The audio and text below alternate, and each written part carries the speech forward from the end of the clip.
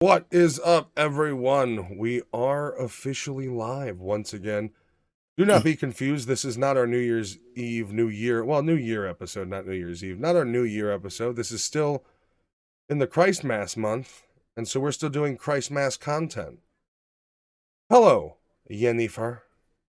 So, we are reviewing technically two things today, Santa Claus Season 2, and a movie from '08. This movie is ridiculously old. It is old, yeah. Nothing Like the Holidays, starring Alfred Molina as a Papi Chulo.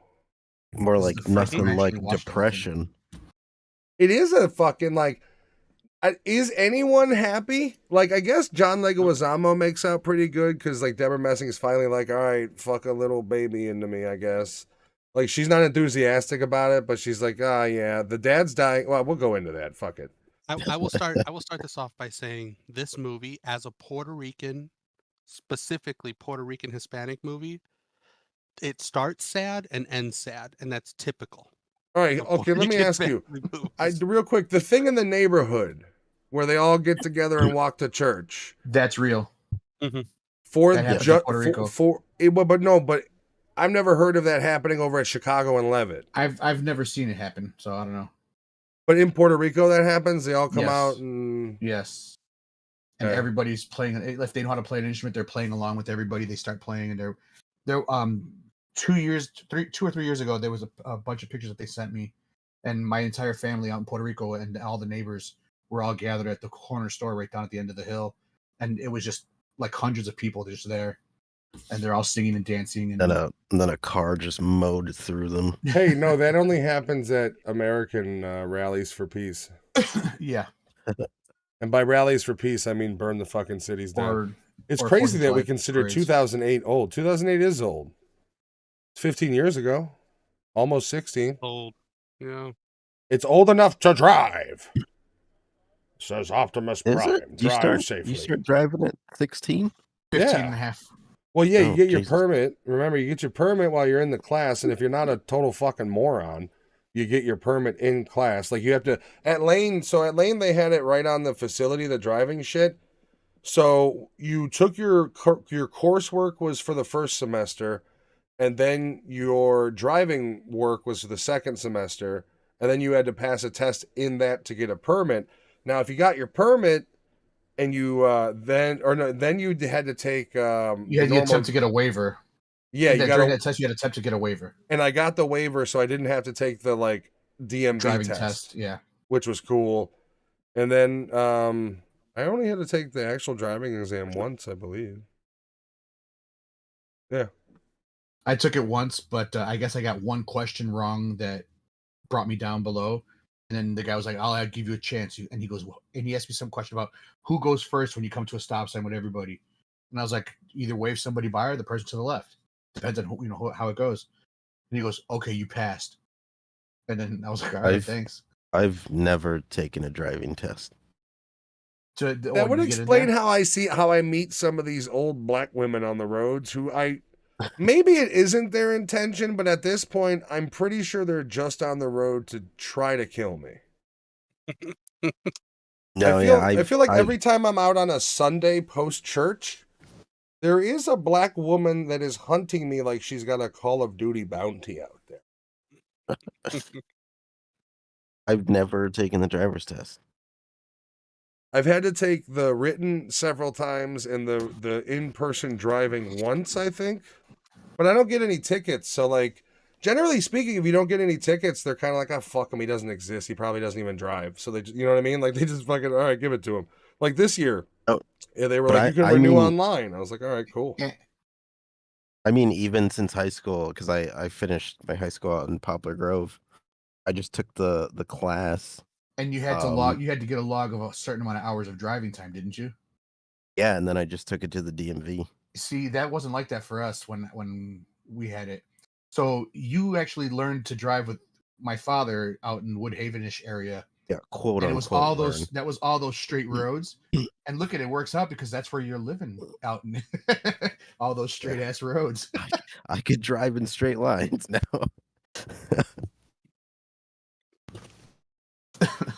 No, but it was never like that for me when I took my test.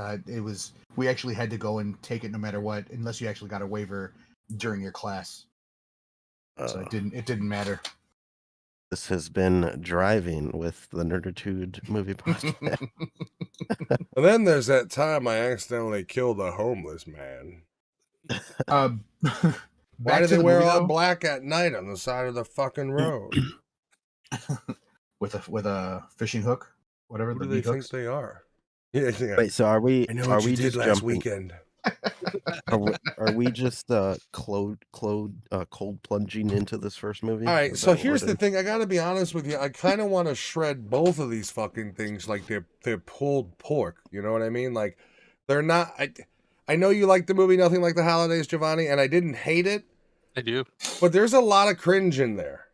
Oh, yeah, there is. Starting with Doc Ock being the fucking dad. That's all I kept thinking of. Right? Spider-Man. The Puerto Rican, that's Miles Morales, except not in Chicago. I mean, different area. Now, if I can cut everyone off, the mom is a horrible person. Oh yeah. Like she thought he was like cheating on her because he had cancer. But she didn't know that, though. I mean, yeah, but he was always in secret taking phone calls from a girl. But for as long as they've been together, she found how did she know it's a girl? She by saw being a nosy fucking Nelly. For as long as they've been together, you would think she would have some inkling of those little cues that something is off. You know what I mean? But, like when the one daughter-in-law hands her the medicine, she's like, "What the fuck is this? Oh, Pero what is no, this?" he's always coughing up blood. Like, it's okay.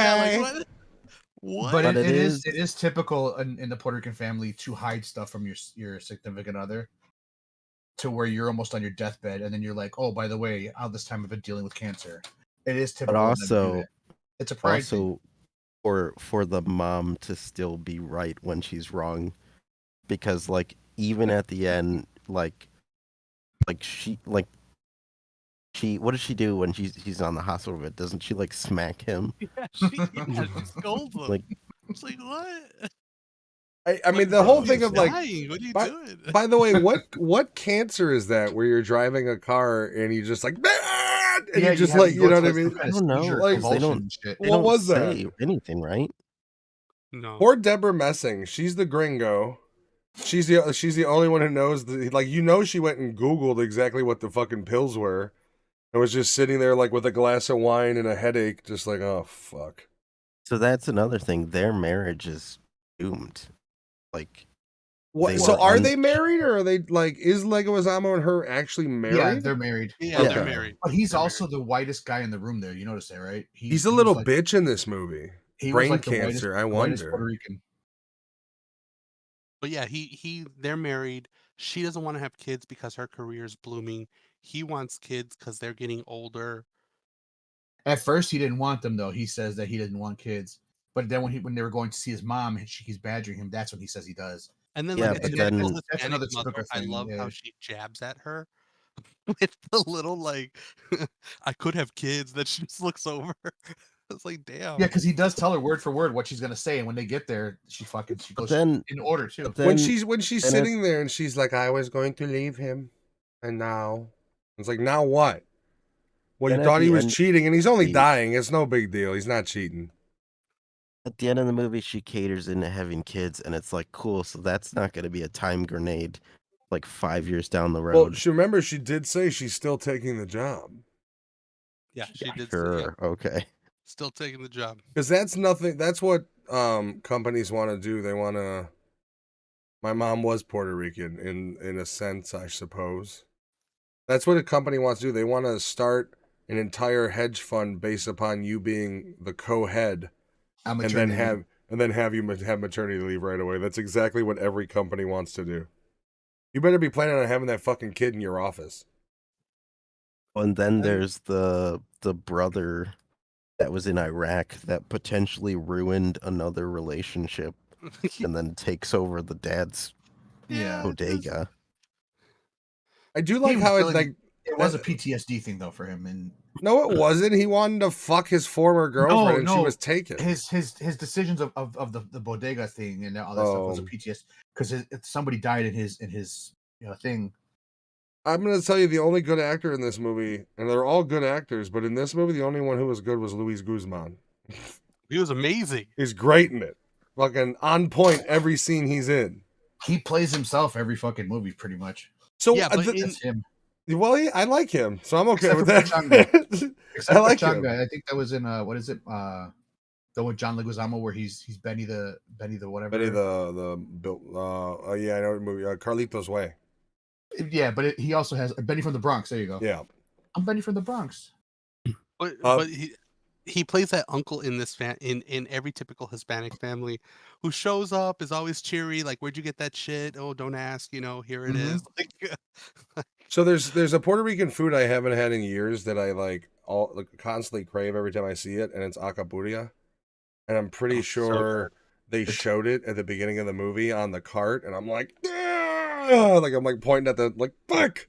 And that, by the way, this movie's old, and I know 08 doesn't seem old, but in movies, you gotta remember, movies until like 99 felt like they were still from the 80s. Like only when the Matrix came out did really have any sort of real evolution. Jurassic Park, that's not true. Jurassic Park as well. That was 95. But this all actually holds up to this day because the only thing that's changed that Flip I've noticed in Humble Park is the flag now has neon lights or LED lights. Yeah, it is nicer looking. And there's more bigger houses. And like Also, they tore down the old house. Why does he cream his jeans when he sees Humble? Because I hate Chicago. I was like, I would never get out of my car and be like, this is amazing. Stop the car right now. And Luis Guzman's like, what the fuck? And he's just runs up the hill. And he's just like, oh, when he sees, like, what the fuck? No. Really? I guess they're playing to his character. And there are moments in the movie where you get like, maybe because they wanted it to be comedy, you get like an inkling of like his PTSD. But I feel like if they amped it up a little bit more, you'd kind of get like, oh, I get what this guy's going through. But then every time they do it, they gloss over it, and then it's like, oh, here's a funny bit. Yeah, that's like the family part where they're all arguing back and forth. That and you can see he's like on edge. And then he goes to say the line, and it goes to that, and then something funny happens. Here's the thing: is you could fix these problems, in my opinion, with just quick little scenes, like the scene where he sees Humble and he's just like he creams himself. You could fix that with a real quick scene where Luis Guzman comes up and he's like, "You okay?" And he's just like, "I never thought I'd see it again." Yeah. And then boom, boom, you've tapped into his whole thing of he's out of the army now and he almost died. What's up, Nikki? But that's where this movie. While I did enjoy it. Jen and I were sitting on the couch together watching it. We did enjoy it. It's not a bad movie. It's just every time now, especially now more than ever, when I watch a movie, it's always kind of like, what could have made this better? If the movie is lacking in areas. And I think there was some supplemental shit they definitely should have added in the realm of like, let's dig more into his struggles and less into the problem of Leguizamo having a fucking baby. You know what I mean? Yeah. And I to add to that, you can have a movie with multiple characters, multiple main characters, that's fine. But I think the problem here is they tried to deep dive on every single character. That's too many deep dives across the board. You got to pick when you have a movie like this, you got to pick certain strong points that bring multiple characters together that make sense and sprinkle it throughout the movie. So I don't know why, but for some reason I can't remember. Does she get the part in the does her agent call her until she gets it, or she gets it, but she denies it? And she denies it and starts dating a gang member, and it's like, why wouldn't you just say, "Hey, guy who just almost murdered a guy and told him I've got nothing here for me. Why don't you just come to LA with me? Like, there's plenty of bangers out there if you're gonna miss the homies. Like, why not just fucking get a new like? It's almost like getting Craig out of the hood. Like, why not pull him out of there and have him come back with you? Instead, you're gonna stay in fucking Humble Park, and what are you gonna work in the bodega?" So the director of this movie, it was like the first big one that they had. They have 16, like the first big time movie, like with big actors. Oh, okay. The one thing I do like about the movie is the ending being like meh is actually pretty realistic. Like, yeah, they all just kind of still live their lives. which I like. Yeah, I do like kind of that like as a well. lot of it just like, but it's weird when I heard that this was a comedy, like I expected like a comedy and it Christmas was a comedy. bit more drama. Yeah. Deborah Messing is so out of place in this fucking movie, dude. Like, she has no personality. Like, they should have got No, some white woman who actually like wanted to act like she was fitting in instead of just reading the lines. no, though the scene where she's drunk at the bar was pretty funny. Yeah. Which I thought there was going to be a she spills the beans moment at the bar. I thought that's what they were setting up, to be honest with you. I was also wrong about John Leguizamo's role. Weird scenes too, like their bonding moment in the attic where John Leguizamo has no pants on, and they're getting drunk together. That's another typical thing, like in Puerto Rico too. People just walk around like nothing. I mean, Europe's kind of, I think, they're a little bit more loose too than Americans. Our Anglo-Saxon beliefs. You always have that one family member that comes home drunk. He's sleeping, and then he wakes up and walks, through the house naked, or not naked, but like in underwear. And then he'll sit down with you and like crack. I was gonna say, there's a rule in my house. If you're a guest and you walk through my house naked, I get to deck you in the middle of the night. I get to pop out of whatever corner I can hide my fat ass into, and if I see the shadow of your dang in the moonlight, I'm gonna fucking knock you out. It's on like Donkey Kong. That's Naked Greg. Everyone knows Naked Greg. No, fuck that. Middle of the night, you're walking through this is what you see, like in a reflection, just. And then he's like, was that fucking Donkey Kong? And then I just slowly. And then knock you right out. Like, you're fucking gone. You're asleep. It's cool. Night. And then I put a towel over you and you wake up. If you do wake up, you are muted. Yes, I was. What? I said put a banana on their chest and just walk away. Well, it depends. If there's no kids in the house, then I just leave them there and I leave them with no towel on. And then when he wakes up, he'll wake up in shame and probably cold. With the door open so the mosquitoes come in. Everything. Let him die. Fuck him. I'm going to drag him outside and let an alligator take him if I'm in the Florida area. It's all planned out. It's not murder. It's assisted suicide. Is there any other kind of depressing Christmas movies that you can think of? This did at first feel a little bit like a Puerto Rican Hallmark. Like, you see the trailers for the Hallmark, but instead it's, it's like, John Leguizamo just, he really was white as fuck in this movie. Yeah. He was. Oh yeah. Like, it was very weird how he even talked. And then he had to get a dance in the movie, like Christopher Walken, every fucking movie he's in. Mm-hmm. As far as depressing movies, what is it? Jack Frost? Jack Frost is. I thought Klaus was pretty depressing. I still haven't seen Klaus. It's a great animated movie, but it ends so sadly. Why is that a trend in animated movies? Like, animators are like, no, we're done tapping into children. It's like the dudes when they were making Up, they're like, how do you want to start this children's fun adventure? And they're like, hear me out. 10 minutes of the worst pain of growing up with your best friend, falling in love with them, and then losing them, all condensed into the first 10 minutes. And they're like, is it funny? No. No. Not at all. This is for children, right? And then he's like, yeah, we're going to get to the fun adventure with the little fat kid and the old man, but we got to get to the point where he's the old man. And they're like, you're sure no funny? They're like, we can throw a couple little jokes in there, but the whole point is she's dead. They're just like the same thing with The Good Dinosaur. Like, there's one guy in the room who's just like raising his hand. They're like, yeah, you, Phil. And he's like, what if the dinosaur has black and white PTSD flashbacks of his father dying? The whole movie. And then they agreed on it for some reason. They're like, you know what? That's what we really need to give children in an entertaining movie. The fear of impending death of their parents. Who the fuck is writing these things? That's like Bambi. His mom gets shot in front of him. That's true, yeah. Well, that was back... kind of like... But it makes... It makes sense in that era. Like, you know what I mean? Like, you're... Like, Old Yeller gets put out at the end. Like, you know what I mean? Like, it makes sense in that era of, like, the brutality of, like, yeah, we had to shoot her. You want to eat, don't you?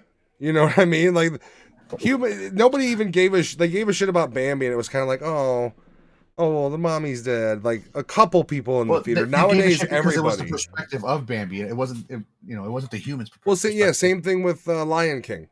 Yeah. Mhm. You know, like they try to tap into that, and it's like, this is a kids movie, and you're giving kids a POV perspective of a parent figure dying. How, like, I'm supposed to believe they're gonna have nightmares from Freddy vs. Jason, and instead of that, I'd have nightmares over that. That's what gave me anxiety complexes as a kid. RoboCop, not a single anxiety complex. Lion King, probably a few. My cousin's oldest daughter would freak out when she freaked out when she found out about Elsa's parents dying. And Frozen, And I don't know if I've ever actually she watched finally Frozen. really realized, that the I parents did died. actually. Mhm. I watched it with Jen, I think, once. I put on Charlotte's Web for my 4-year-old, and like 30 minutes in, I look at my wife and I'm like, oh fuck, Charlotte dies in this movie, doesn't she? And she's like, yeah. I was like, okay. Here we I go. didn't think about that. And of course, that scene came and he kept asking me. No, she's dead. I don't know. I Speaking don't of, know what to tell you. Speaking Dead. of dinosaurs, Matt, you reminded me that they're remaking Land Before Time, and it's gonna be What? 3D, and it looks like fucking nightmare fuel. Like the CG they went with. Just look it up. Look up Land Before Time remake. No, It's nightmare fuel. Like I kid you I not. don't want a remake of that. Although that is a depressing movie too. Yeah, it's a very depressing movie.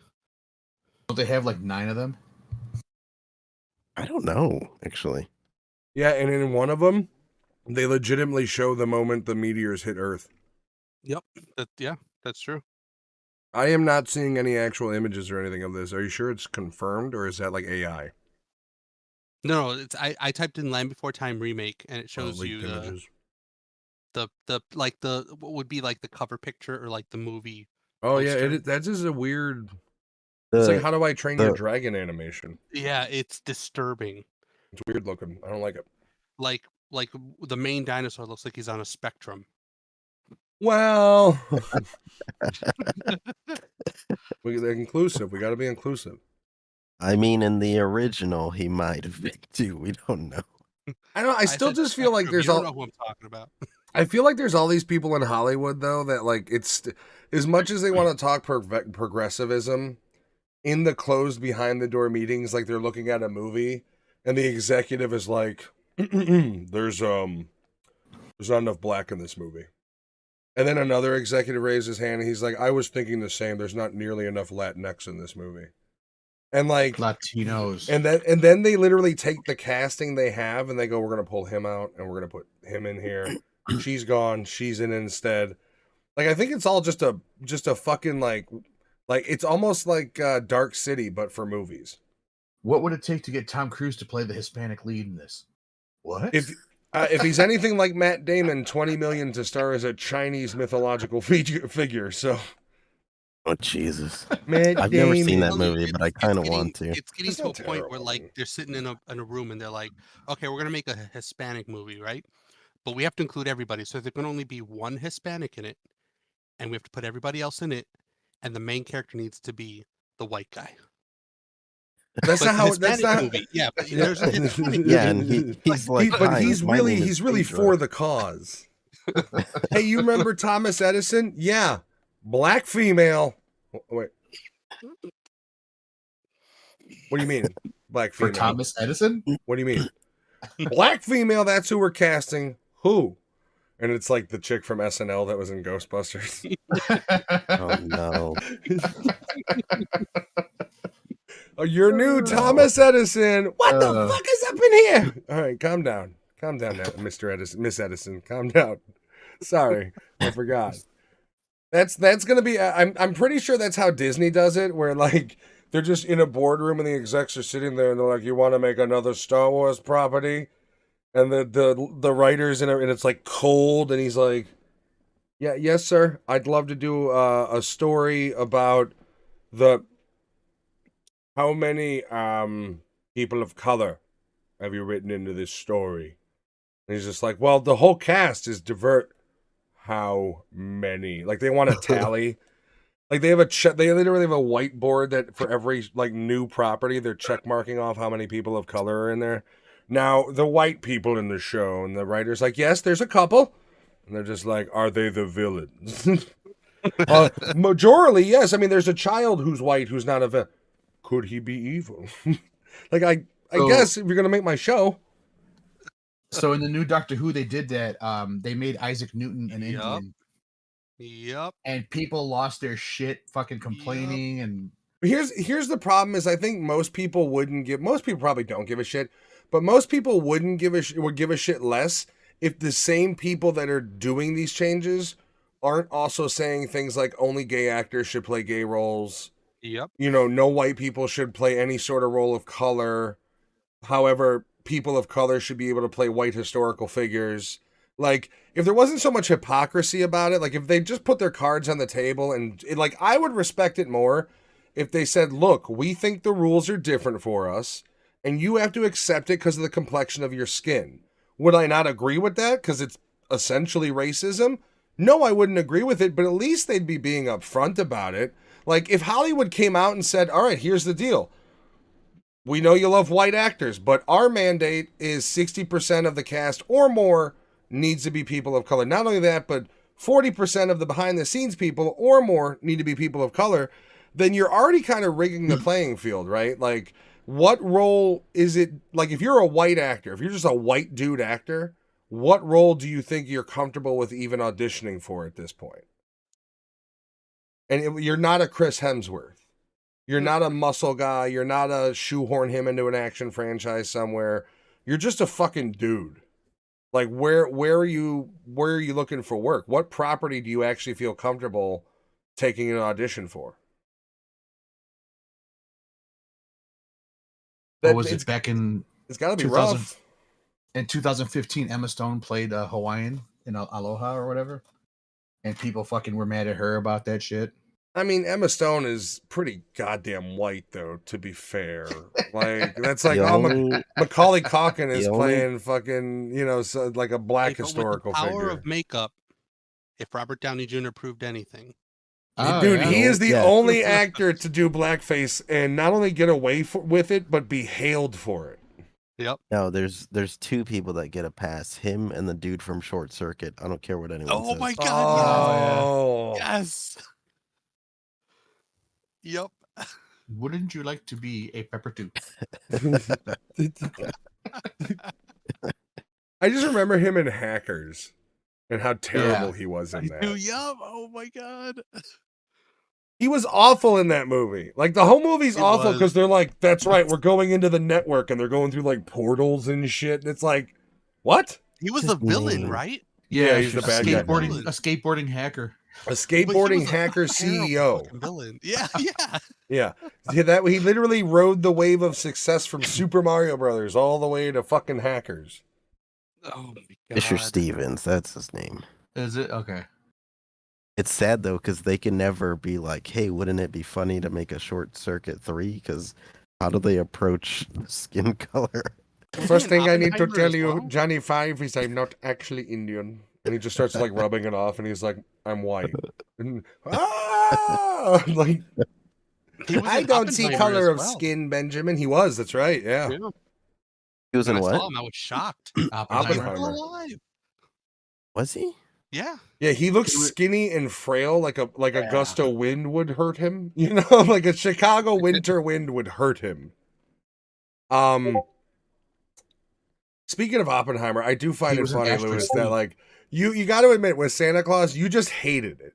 Because at first, it was like, this is too much content for a week, guys. Meanwhile, 2 days before, it's like, just watch Oppenheimer again. And the day before that, it was like, just watch Killers of the Flower Moon. Yeah. And then, like, all those are 3-hour movies. We broke it up to a second week because we were like, okay, yeah. I mean, it is like 200 minutes of content. So, and then, like, the second week, he's like, this is awful. Like, I think he just was sitting there going, I hate this, I hate this, I hate this, I hate this. No, for me, it's I didn't like it, but also I don't like binging a show like that. Like, I was telling Alex, like, with a movie, it's like, Killers of the Flower Moon is a 3-hour movie, but, like, I know when it's done, it's done. Is it 3 or 3.5? I think it's 3.5. It's The that problem one. with the I think it's his longest or something. It looks good though. The problem with the show is if you get, and not even Santa Claus, but if you get like 1 or 2 episodes in and you're like, I still have to finish the season, it's like, fuck. Unfortunately, there's only 6 episodes. I mean, it literally is shorter than if we reviewed 2 movies. It was a short season. Went through like nothing for me. It just was like boom, boom, boom, boom, and I was Well, done. let's finish this review so that I could light the torch on. So yeah, so you can rip it apart like bacon. Jen says I want to see Terry Crews play Santa. He didn't. No, was he in Friday After Next? Terry Crews, no. Terry Crews? I thought he was. I thought he was in a Friday movie. I thought he was in Friday After Next, which is the third one, the Christmas one. But I can't remember entirely. Let me ask. I wouldn't mind seeing like they should make an action comedy where where he's it's like Die Hard meets Training Day, and he's a Santa out there trying to deliver gifts in the ghetto. I'd fucking watch that movie. Hell, I'd write that movie specifically for Terry Crews. Why has he not been in much lately? Because he was vocal about getting sexually harassed. Yeah, about getting Me Too'd or he Me Too'd. Yeah. So he's kind of, I think, a little bit on the outs right now. He Me Too'd somebody, right? Yeah. No, he got Me Too'd. Yeah, he got Me Too'd. Yeah. There was a producer. Yeah, grabbed his dick and basically was like, "Hello." That's right. He played Damon. All right, for me, I'm ready for hot dogs on this one. I'm gonna give it a 3. I mean, it's not a bad movie. If you are Puerto Rican, I think it in some ways will hit home. But things like the Christmas march to the church, while maybe being a Puerto Rico stable, I have never heard of that shit happening in Humble, over on Chicago, or over on Western and Wellington. Like, I've never heard of that. So Chicago and Levitt, like, yeah. Jen looked at me. She's like, "You've never talked about this," and I was like, "I don't know if this is a real thing." And even if it was, I knew it wasn't. Like, I've never heard of that. Living and growing up where we did, never heard of that being a thing in the neighborhood that they were in. Mm-hmm. It might have been a long time ago. It might have been a long time ago. You know, and I told Jen, I go, if it was a real thing in the city, it was just one block more than likely. Yeah, like it was a block of neighbors that would go together. Yeah, which makes more sense. Yeah. But yeah, I was like, but I've never, because that would have been on the news, like a 3-block wide march of neighbors going. You know what I mean? Like even if that's a riot, right? That was what I was thinking when they were coming up upon the church. I was like, it'd be funny if you saw tear gas being shot in the air and like, what the fuck? Because what you're supposed to do is you're supposed to knock on the neighbor's door and then they're supposed to come out and sing with you and then go. And you're supposed to go to the next neighbors and keep doing that. Okay, nowadays people just shoot through the doors when people knock on them. You don't want to be doing that. Cheap doors and 45s. Describing himself. Every set, and but I'm an evil villain because I'm looking on the ring cam exactly what's out there, and I still just open it. Matt's doing his finances, and he's like, for 2023, we went over our new door budget. We had to replace the door like 47 times. Yeah, Jen's like, I'm like, we need to figure out how to save money, and she's like, well, I found 2 areas, and I'm like, lay it on me, and she's like, doors, and I'm like, and she's like, ammunition, and I'm like, both me. Both me. Day Matthew comes home and there's just no door. Right. She's like, I fixed the problem. And I was like, they could just walk right in. Now I'm gonna need even more ammunition. She didn't think that one through. Better stockpile. Walmart's getting low. Actually, Walmart doesn't sell any real ammunition anymore. They only sell like shotgun and like rifle. Imagine Cabela's, unless you're in Tennessee. Cabela's in Gary, Indiana does. I don't know about the ones in Illinois. I don't think Illinois sells ammo like that unless you go to an actual place. Yeah, and ammo at gun shops is expensive. Shit's not cheap. And I only go for funsies. Like, it wouldn't be so bad if I was using it, like, you know, to murder people, but I'm using it to go to the range, and it's not cheap. If you're murdering people, you really only need a few rounds. I need hundreds when I go to the range. This is how it works. I don't have any illegal weapons. My weapons are all legal. Thank you, FBI Daryl. They keep switching agents on me because they keep mentioning the FBI agents in the streams and stuff. So they always got to give me new ones, Daryl. Except the zip gun that you made when you were young. The little one piece with the. I did rubber make band. that. Unfortunately, it was not enough to support my weight, and things did happen that I'm not proud of. Knowing Matt, he's always strapped though. You probably have 2 little garter guns on your thighs right now. Just The looking dick gun. Dude, I actually saw somebody on TikTok. It wasn't, it was all regurgitated from TikTok, but it was one of those style videos, and he's like, Alexa, I need guns, lots of guns. And the fucking drawer starts opening, and like he's just got all those pistols and shit in there. And part of me is like, this is ridiculous, but a bigger part of me is like, I want it. Just, like, can you imagine? Like, my whole thing is it would be amazing if I, like, just a wooden American flag on the wall. And then I'm just like, Alexa, open sesame. And it fucking opens up and my AR and pistol are right there. Put it right next to the fucking TV. I can be entertained and immediately to my self-defense. Let the movie run. The cops won't tell which ones are real and which ones are fake. I actually, in the basement, I don't... Like, and that's the other thing is, like, I have a pit bull, and now Minnie is a boxer poodle. But it's one of those things of, like, every now and then it's like, if somebody breaks into this house, and it's like, I don't want my dog attacking them, because if they've got a knife or something, like, and, like, here's, like, and the problem is if, like, you break into my home and you steal something, we're on bad ground. You break into my home and hurt my dog, you're not leaving my home. Like, doesn't matter the circumstances, you will not escape. So, like, don't turn this break-in into a murder, is all I'm saying. Leave my fucking That's dog also alone. What people don't think about, like, you get them in the home, not out of the home. Like that's the thing is you found your way in. You shoot them, make sure they're in your place. Yeah. It was especially in Illinois. Basically in Illinois, they have to be in your house with like your newborn child with a knife to their throat before you can shoot them. But like if they're charging it, and like that's the thing is it's like, don't come into my home, and if my dog goes after you for doing so because it's his home and you hurt him, you're not making it out of my home on your feet. You're just, I'm sorry. I'm going to make sure that you don't escape the hell you've just created. Because if my dog's dead, especially, I'll rip your heart out of your chest with my bare hands. I will go to jail. They use this one thing as an example of a guy trying to break into a house, and he fell through the skylight. And then he sued the homeowner because he fell through their skylight and got injured. That was Lynn Liar. Was it in Liar? Yes.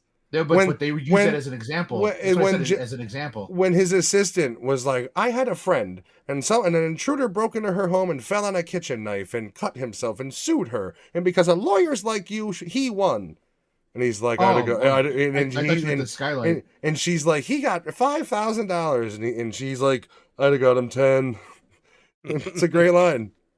No, but there was a thing like they were using, like saying you can't do shit in certain places anymore because even thieves have rights. Dude, like, and here's the thing, right? If I'm already gonna get sued, then I'm gonna take the leg.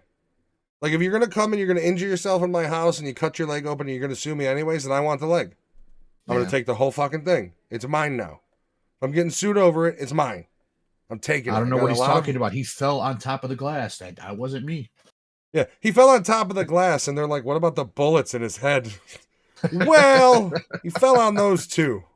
Hard. No, he's like, it was gun glass. But the glass went over with my gun, and he grabbed it, and he like touched it, and it went off. And wouldn't that be a fucking situation if one day I had bulletproof windows and I wanted to test them, so I fired into them, and then somebody does fall on top of it, falls through the house, the bullets, the slugs that are in the glass go into their head, and I get fucking arrested for murder. God, that is only something like NCIS would think of. Like, looks like he fell through the glass and then the homeowner shot him to death. And it's just me like, I didn't do anything. I wasn't even home. I was high and I fired into my bulletproof glass and forgot about it. It held until his fat ass fell on it. All right, 3 out of 5. What do you Puerto Ricanos give it? 4?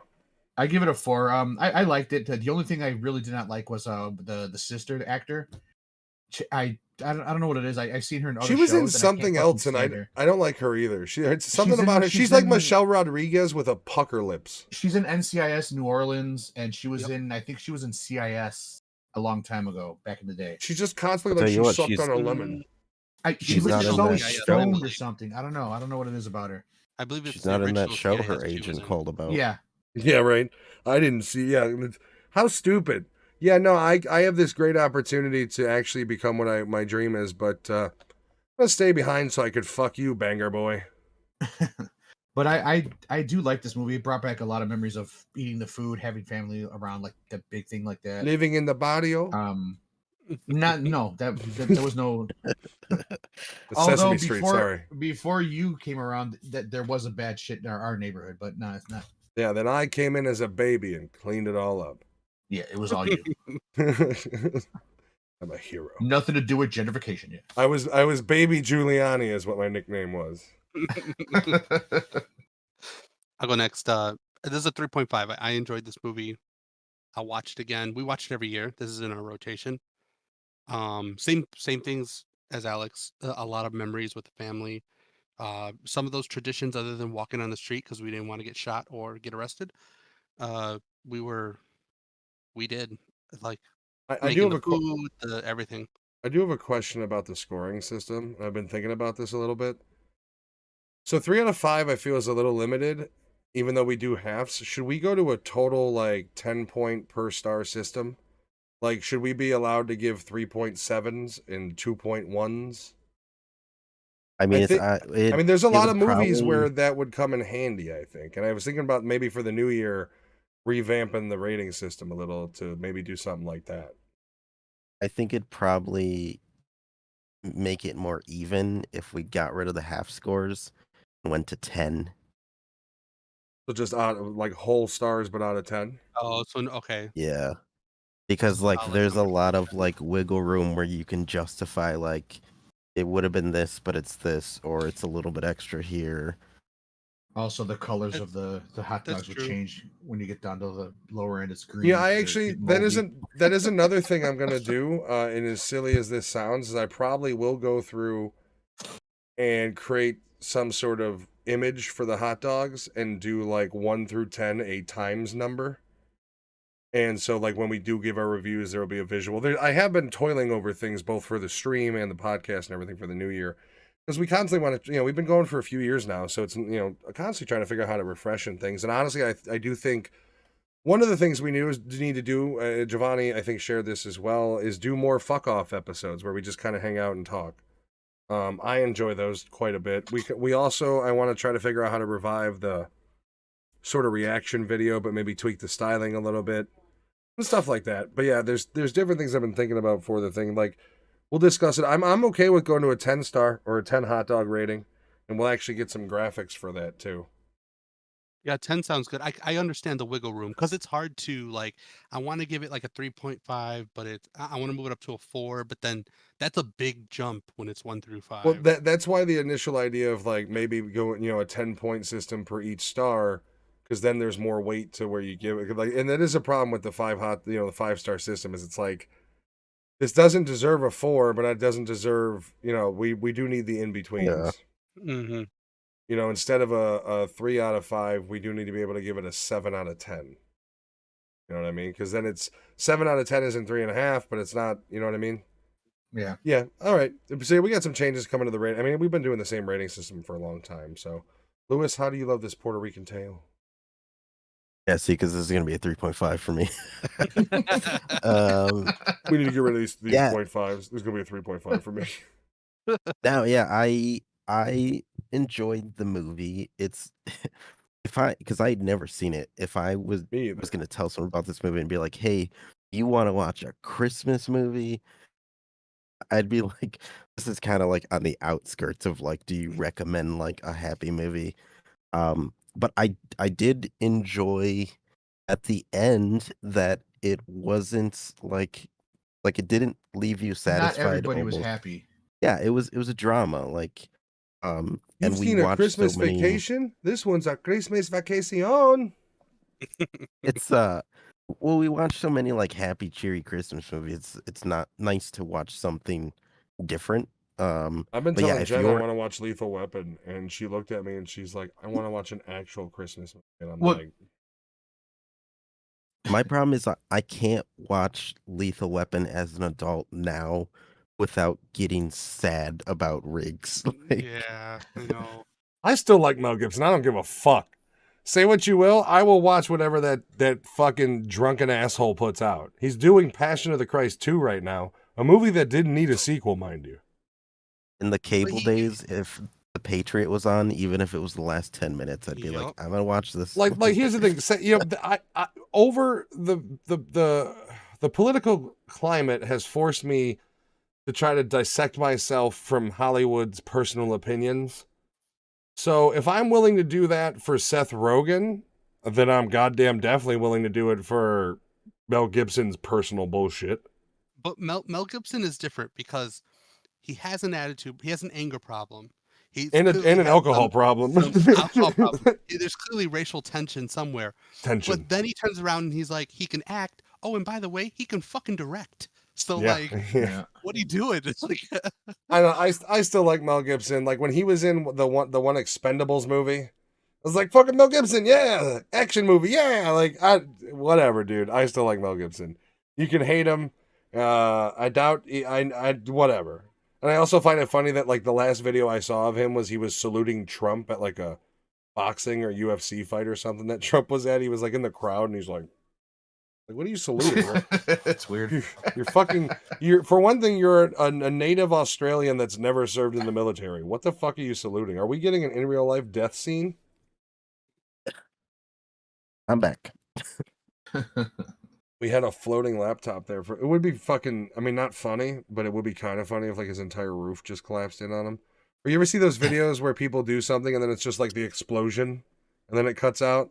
That'd be fucking hilarious if Lewis just programmed the explosion in and then just like, oh, okay. It's just me running away from my I'll hold on the laptop. Yeah, camera cuts out and the kid is in the other hand. He's still got the laptop.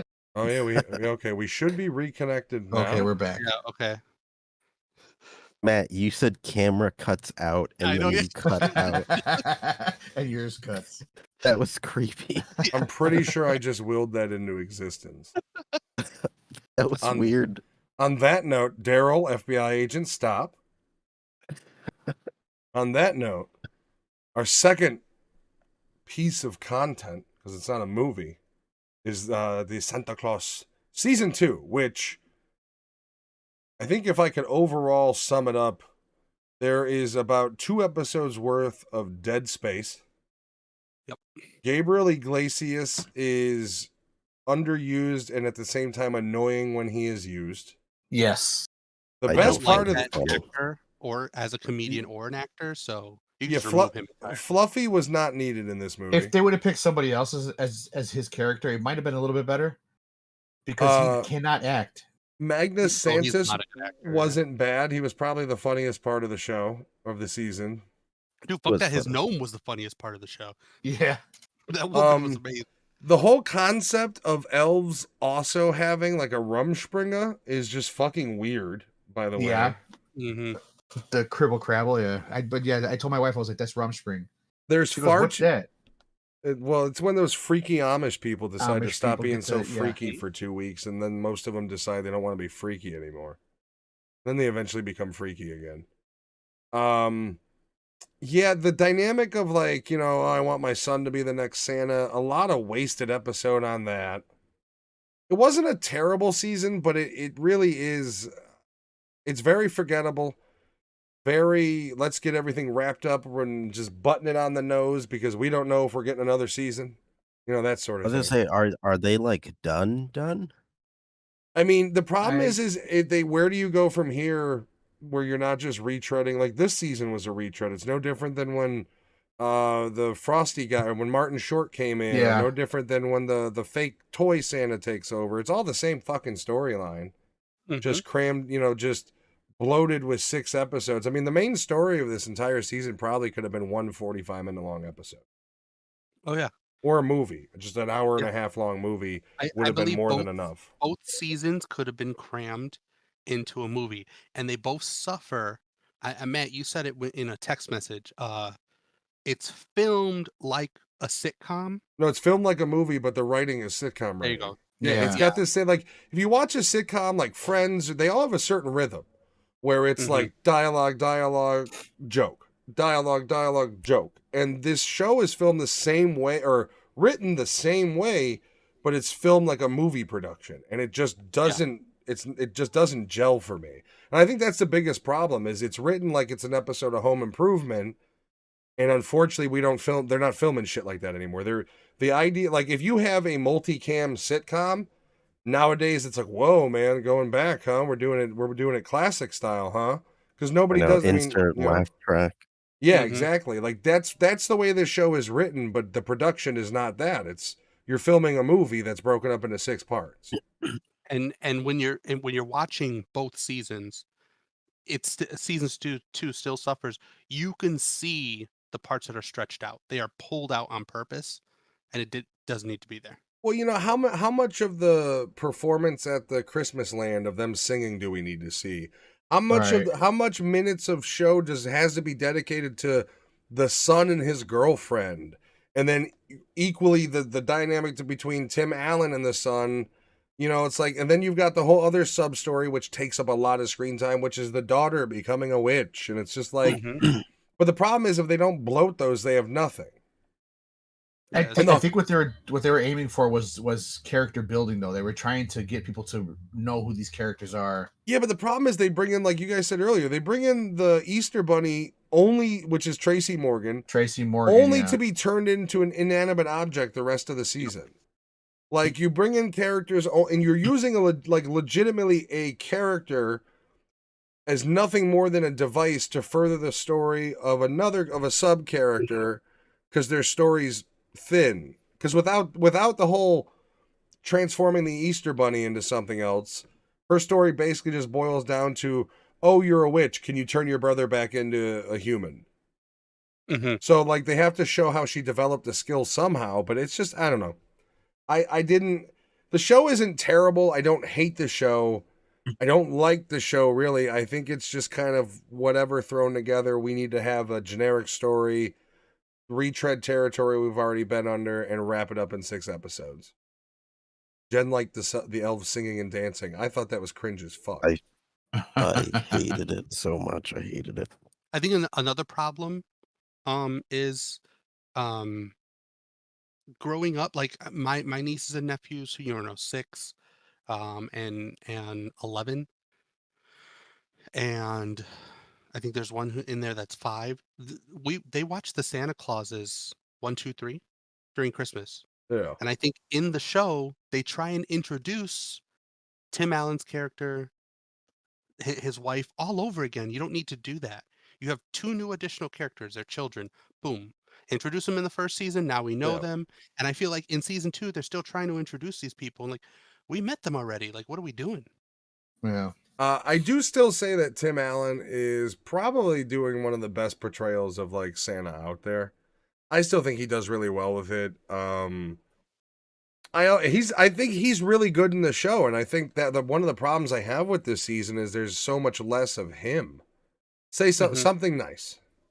I There said you go. something nice. And I think that's a big when problem. they- Like we focus on so much other bullshit, and you get out of 180 minutes of programming, you get like 40 minutes of Tim Allen. It's kind of crazy. When they show him as a Scott Calvin, you could see like the fucking facial, like how the I know, aging. Oh god, It's sad. it's Oh, Jen bad. was saying Sad. Jen was saying the elves singing and dancing could have been cut. Yeah, I'd agree. There was a lot of wasted stuff in this show where it's just like, can we get to the next scene? I will say the Magna Santa shit was pretty funny overall. His scenes were at least the most lively, you know, and once again, Mhm. more screen time for him than Tim Allen. I feel like Yeah. in the entire show, which was a little weird. Not I a think big that's fan of that. the only reason why they did it was because it is more of a story of him coming back. And why are we still doing the story of Tim Allen's Santa magic is waning? Why are we still doing the same story of, oh no, my magic's not with me again? Yeah. Like we've done that literally in every one of them after the first one. Like 2 and 3 both dealt with the same shit. The first season dealt with the whole idea of Christmas magic disappearing because of Christmas belief. And here we are in season 2, and he still can't fucking do magic. Why this time? Oh, because he got Santa magic used on him. Like, He got hit with a snowball. can we stop the fucking like, oh, I've got magic, but I can't really use it?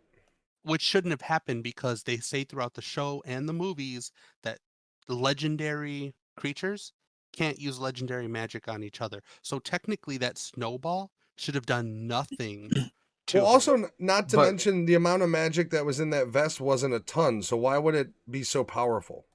Yeah. How would, like, where is he harnessing the extra magic from if the only thing in that vest is the lining from the inside of the coat?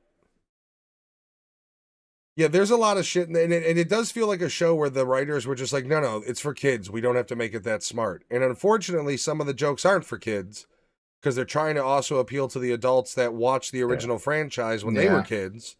Mhm. And it's a weird blend sometimes of like, you know, like pop culture humor mixed with, oh, by the way, this is a Santa Claus show. It's a weird dynamic. And then the intro is still one of the weirdest fucking, like, why does this show have a Rick and Morty style intro in every episode? It is weird. It's kind of Doctor Who-ish. It's kind of weird. It's so fucking weird because like it made more sense for the first season when you're talking about the Santaverse. But the Santaverse is literally only mentioned like once in this whole fucking season. Mhm. Beyond them talking about the other legendaries. So it's like the intro don't make any sense anymore. Like they should have redone an intro for season 2 fresh. Because the stories don't connect. Lewis, I know you wanted to shred this. What other things did you hate about it? Because I know you hated it, you hater. Everything. It was fucking boring. It's so fucking boring, dude. It's so. It's a bit unfair because it's not just this show, but like the style of like writing and humor and acting just made me think of like CW shows, like when COVID first with happened. a better budget, because the CG does truthfully look better than Marvel's. When COVID first happened, my wife was home for months. We were all home, and she would just watch like what I consider like popcorn trash TV. Oof. And I've watching always Riverdale. never. Are you? Yeah, like back in the day, I've watched like How I Met Your Mother, which is kind of hokey. I like that show. It's classic but sitcom show. It is unfair because I am a snob. Like I'm also watching Mad Men, and then I had to watch this show, and Mad Men is like just like fantastic writing, fantastic. That's on the list. Production. And also, every time I see a new like YouTube short for the show Suits, I'm always kind of like, fuck, I need to watch that show. Suits is really good. It looks Mad good. Men and Succession. Succession, the I've weird heard, thing is about- amazing. But it's also the juxtaposition of watching Santa Claus, which Scott Calvin is a good guy, and Mad Men, which is a totally different show. But the main character of the show is a bad guy. So Is he a bad having guy to or watch... anti-hero? No, he is Straight up bad guy. bad. Yeah. But no, like just from a show standpoint, like the type of writing and stuff like that, it's just typically these shows are just never on my radar. Fair like enough. you flip through Netflix and all the shows with this style writing production. But even me not liking, because I didn't really like the first season either. I think with the money Disney was putting into this, they should have just upped the production and just made a 4th Santa Claus movie or a 5th Santa Claus movie. Yeah. It doesn't have to be very expensive. They do good CGI with their shows alone. The first season at least had some originality in the fact that they were discussing the collapse of the Santaverse. They brought in a new concept, and they were at least making it a much higher stakes season. This season never once felt to me like really anything was ever at risk. Like Magna Santa was always kind of a joke. Like, you know, and then literally at the end of the movie, you know, it buttons it up with like, "Oh, Merry Christmas to you too," as he says to the audience, and CG flies away. Like, and Jen looked at me, she was like, "Really, this bubblegum ending?" I was like, "What the fuck do you expect? It's a Santa Claus show. Like, they're not gonna give you a riveting cliffhanger." Yeah. But that's the thing is that season 1 had more substance, and It did. these yeah. episodes felt like just leftovers. Like it felt like the Well, when filler that would have been in season 1. You get the Sandman who sleeps for all 5 minutes of his on-screen footage, and then you get Michael Dorff. the Easter Bunny Tracy Morgan who gets turned into a lemon. Mm-hmm. Wasn't the Easter Bunny actually more looking like an Easter bunny in 3 in Santa Claus 3. It was somebody different entirely too. Yeah, it was a full face. It was a full white, Ink- white ink- Easter ink bunny. Easter bunny. What happened? You gotta. I mean, hey man, you gotta. I think what Gotta they do were what you gotta doing, do, right? I think what they're doing now is they're tying up all the loose end questions that everybody had through the movies, because they tie up the whole reason why the head elves leave, or they Yep. shit like that, why they get old. The lore, how they got there. So I don't think know, that's what they're doing little by little, but it's taking a little too long. Maybe it's me being older, but like the thing that sucks about when they continue these nostalgia IPs is you kind of lose the magic when you have these older film or these newer films with old characters and you're like, this is why this happened. And it's like, I don't totally like stuff where it's like, figure it out. But at the same time, I like a happy medium of like, let's explain just enough and let's not slap you in the face. And they do it with like the new Star Wars and Well, the new this one, Indiana Jones. and I think that's where this one suffers from being much more like the first season is a kid's show, but there was a lot more stuff for I think your average 30-something-year-old who watched the originals. This season, not so much. This season was more, I think, targeted towards kids, trying to bring in that demographic. Like, I think the first season wanted to bring in kids, but they wanted to bring kids on the precedence of like, hey, kids, I watched these movies. You know those Santa Claus movies I showed you? You know, that this is the TV show. And I think this season is full on them trying to be like, no, we are a kid show. That's our core audience. That's who we're trying to maintain. It's like when I try to get my kids to watch something that I grew up with, and they're like, what is this, Dad? But the way the season 2 Yeah. is They're written, like, we don't want to watch Gleaming the Cube, Dad. We want to watch Yeah. something. Dad, I'm tired of watching Prayer of the Roller Boys. the way season 2 is written, you can have never watched the 3 movies and season 1, and there's enough trickled in there where it's going to be like, maybe we should watch the movies. Like it's designed to bring little kids to the movies. Like, yeah, if your kids like of that age where they're kind of processing, they're going like, I'm missing something here, right? Then you could be like, yeah, no, there's a whole trilogy here. I do have a question before we wrap up this review. Have we all chosen our New Year's movie? Now remember, kids, the New Year's movie choice is movies that we like, but we fully admit they're bad movies. Now, They're bad. I have already said my choice is the 1997, I believe, somewhere around there. Action kung fu movie called Drive, starring Mark Dukakis. You can find it right now on Vudu, free to watch. Nice. That's my choice. I know Lewis had. Now, is that your official choice? You said, Lewis? Yes. I was combing through some okay, I'm gonna be honest. I wanted to choose a movie, and I kind of want to change it to this movie to piss everyone off. I kind of wanted to choose the Barbie movie. Do it. I don't care. I mean, I haven't seen it. All right, fuck it. We're doing Barbie movie then. But is it a bad movie? It's yes and no. It depends on who it is. Yeah. It has entertaining parts, but at the same time, it has trashy parts. Yeah. It has a lot of parts that are very cringy.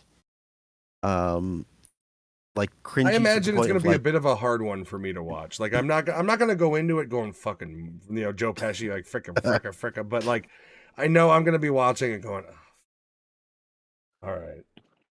No, I had problems with the movie too. It is definitely. I enjoyed bits of it. It is definitely not a movie for me. But I also think there are a lot of bits that can be roasted to that movie, so I think it'd be pretty fun to. Is that your choice? Make fun of it. Yeah, we're gonna do. All Barbie right, so movie. Drive and Barbie, Giovanni. Street Fighter. Street Fighter. That's right. Street Fighter is Giovanni's choice. That I gotta be honest with you. I did try to watch that like a year ago, and I watched it. And I had loved that movie growing up, and I watched it. It doesn't hold up. Dude, I watched it, and I was like, oh, this is pretty bad. Yeah, no, I watched it the other day, and I'm like, this is fucking horrible. Like, oh my god. Alex, what's your choice? So Street Fighter is not free anywhere, just so you know. You have to rent it for $3.99. It looks like for Amazon or Amazon. I am gonna fucking make you guys watch. I own it on either Vudu or iTunes. So. Well, I'm just saying, like, for whoever's watching right now, that if they want to follow along. I own a physical copy of it. We're gonna go watch fucking a TV show on YouTube or a movie on YouTube. We're gonna go to Prayer of the Roller Boys.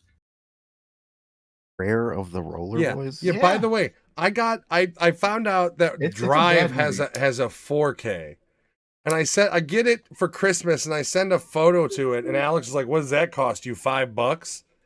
And then I'm like, you're fucking Prayer of the Roller Boys, and you're talking about my movie? Like, are you? And then he's like, Prayer of the Roller Boys is going for $75. It's worth, and it's like, it's not worth that. I said the VHS is going for $75. You said it was worth 75, and no, it's going for 75 by some fucking loser who hasn't sold it because nobody's gonna pay $75 for a shit movie they can watch on YouTube. He may have it listed for $75. It ain't selling for $75 fucking dollars. You know how much Drive was? 20 in 4K definition. Not I need to go in my basement and pull out a fucking VHS player to watch it. You know how you know it's classic? Because they only make it in Laserdisc. I googled the movie and I see the cover and I just... It's a bad movie. The movie isn't worth the blowjob he had to give to be in the fucking thing. It would be on late at night on fucking WGN, and that's when I watched a lot of movies. Julian's choice would be The Room. What's up, Julian? His choice would be The Room, but that's a classic movie that's terrible. Like, you gotta dig deeper. Like, dig deeper to a movie that, The Room with Tommy Wiseau. I already have my next year one. So. Think of a movie, Julian, that you love, but you know people, like, everybody who've ever shown it to hates. Because The Room is a famous one. Like, a lot of people love to hate that movie. What's your next year? DOA. They made a Dead or Alive movie. I know. Why would you choose that? Horrible. You actually like that fucking movie? And you like it? It's part of my favorite franchise. So I love DOA and Street Fighter. Yeah. Oh, boy. Yeah, it's bad. It's I don't know if Giovanni's going to be on the podcast. My choices were between Waterworld After that choice. My choices were between Waterworld and Prayer of the Roller Boys. Dude, I would have so much rather you chose Waterworld, I'm not going to lie, over Prayer of the Roller Boys.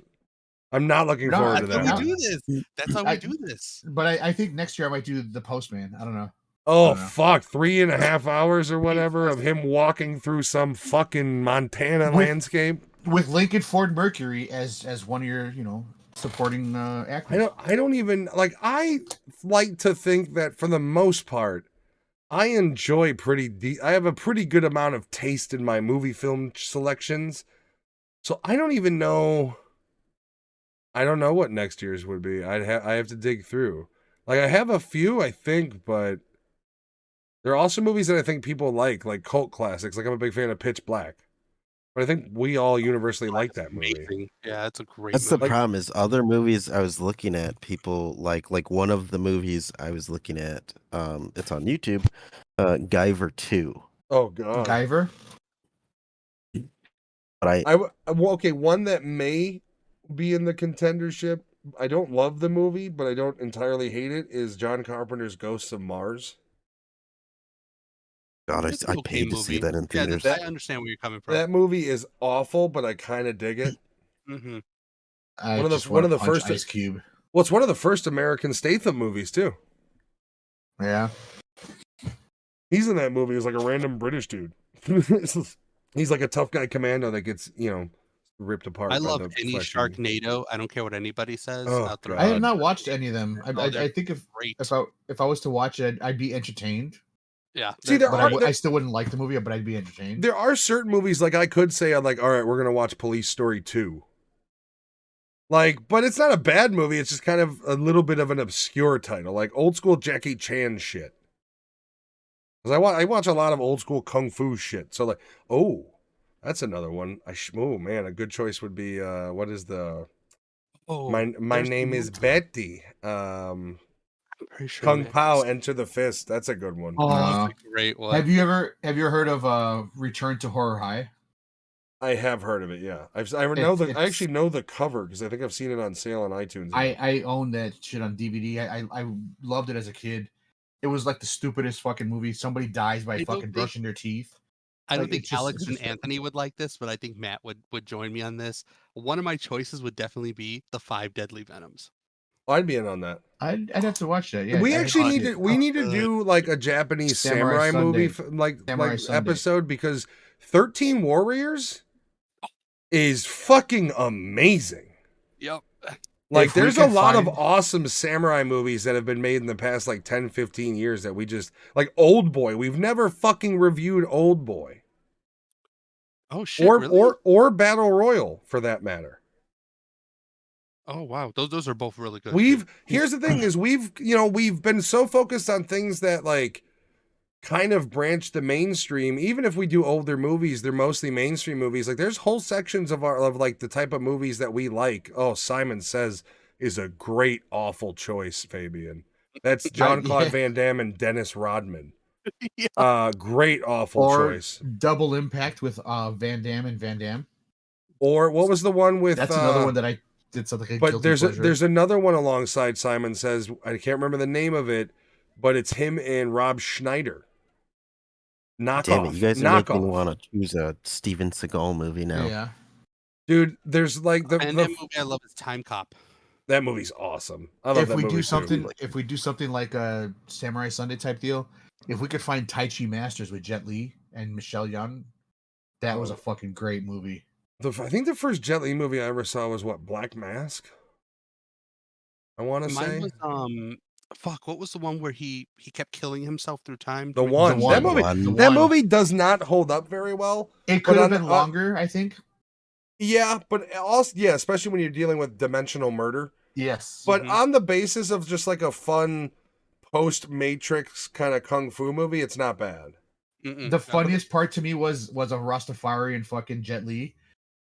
When they were showing all the images of all the different ones. Well, see, the problem with those movies is we could easily do that, but we have to do like maybe 3 because a review of the one is a hollow fucking review. It's basically summed up with, here's the story. I like this fight scene. I like this fight scene. Yeah. Here's the thing, Fabian. Nobody likes the 2002 Rollerball movie though, so it's not a so bad it's good. It's just a so bad it shouldn't exist. Oh boy, that is Shazam. There's credence for Rollerball. There is not. There is none. Nobody wants to see who was in that. that wasn't Dean Cain, right? It was no. What's his name from American Pie? I know. LL Cool J was in it. Stifler and No, the hey, what's up, guys? What the Chris something or other. Yeah, Chris. Yeah. Yeah. Okay. Yeah. No. Terrible. And terrible. Rebecca Romaine is in it. Also, we have basically completely neglected the entire Star Wars universe. The vast majority of Marvel movies and comic book movies in general. I think we did a Watchmen review, but it's been so long ago. Have we not? Oh no, there's no. I don't know how we've never fucking done that review. No, we'll have to do Rebel Moon when they release a legit rated R. Yeah, I'm only gonna watch. There's no if the goddamn director is saying, "Hey, you thought you liked this movie," and everybody's collectively going, "No, we didn't," and then you go wait until you see the rated R cut. It's just a different movie. Why would I watch the initial movie? Yeah. That's the same thing as like telling me, hey, did you love the rated R Spawn cut? You should really check out the PG-13 version. Which I'm surprised that Netflix allowed him to even say that. Because For real. Just like, it should have been under contract. You cannot say nothing. You know what it is? No, they're trying to play up on the Snyderverse, right? Because Justice League, his version, was way better than the version that the studio put out. So Netflix is trying to play it up like, yeah, no, this is our version, but when you see his real version, that's when you're gonna. So they're trying to tap into the kids first, and then the parents later. Just release both versions at the same time. Why are they coming out at different times? Give me the option of, hey, here's a family version or a version I can watch with the wife alone. Like, why do I have to wait months? Like, it's gonna be how long until the rated R cut comes out, and then you got April for part 2 in general. I would like to watch those two though, to see the difference, to see how different. I mean, it would be an interesting episode if we did watch both versions and then just compared them and contrasted them. I'd be down for that. I would just we'd have to do it like we'll plan that one for like 2 weeks in the head because I don't want to watch them back to back. That's Was interesting. it That's interesting Anthony that concept. said this is supposed to be in the same universe as what's it called? Oh yeah, motion blur, or I'm sorry, not depth of field and the overuse of it. Yeah, that's that. What was fucking it? I Yeah. can't universe. remember. Now he's been doing like his press junket interview stuff, and he keeps alluding to, and has also not said no to this being connected to what is it, Army of the Dead? Army But of the how Dead, does that okay. make sense if there's a zombie apocalypse? You don't exactly get futuristic space technology made in that sort of pressure. There are robot zombies in that movie. How about we And just there get are a District aliens. 10? Fuck everything else. Give me District 10. Whatever the I know. sequel Oh should be my fucking God, called. District That'd be 9 cool. is I would I love think to review that. I think I don't know if the we have issue we is done that- District 9? I don't think so. See, No, we I have think not. so. if we're doing that, it's got to be the trilogy, which is District 9, Chappie, and Elysium. They, Go on, Lewis. Yeah, Sorry, no, I cut you off. I was going to say I want to watch Rebel Moon, but I'm going to wait for the director's cut. I think the issue is that Zack Snyder is a good director. He's not a good writer. I won't disagree with that, but what I will say in favor of Snyder, because I am a Snyder fan, I like his cinematic eye. I know people give him shit for the music video style thing, but I happen to like that, to be honest with you. It's unique though. It's his. Like and then the other thing is you have people copying his style, and it's like, wait, he gets tons of shit because he does this, but you're gonna copy it, and now it's different and good somehow. Also, Yeah. Snyder does not get enough credit for influencing not just DC, the entire comic movie universe. When he released Watchmen, he set a tone. Whether it was a tone of this is how you accurately reproduce something, because he did. Whether you like Watchmen or if you don't like Watchmen, odds are you wouldn't like the Watchmen graphic novel. Mm-hmm. Because the That's movie is the goddamn graphic, especially that extended edition. It's the graphic novel. And it's really well made, really well directed. All of it hits on point. And it's like, I think that set a tone. I think without, like, when did Batman Begins come out compared to Watchmen? Does anybody know? Watchmen was out in 2009. Because I remember the famous story of me catching shit because I didn't invite Jen to watch Watchmen in the theaters with us. And we were newly dating. So it had to Batman been Begins was 05. So Batman Begins comes out. When did The Dark Knight come out? Was that also 2009? Or was it 2010? 2008.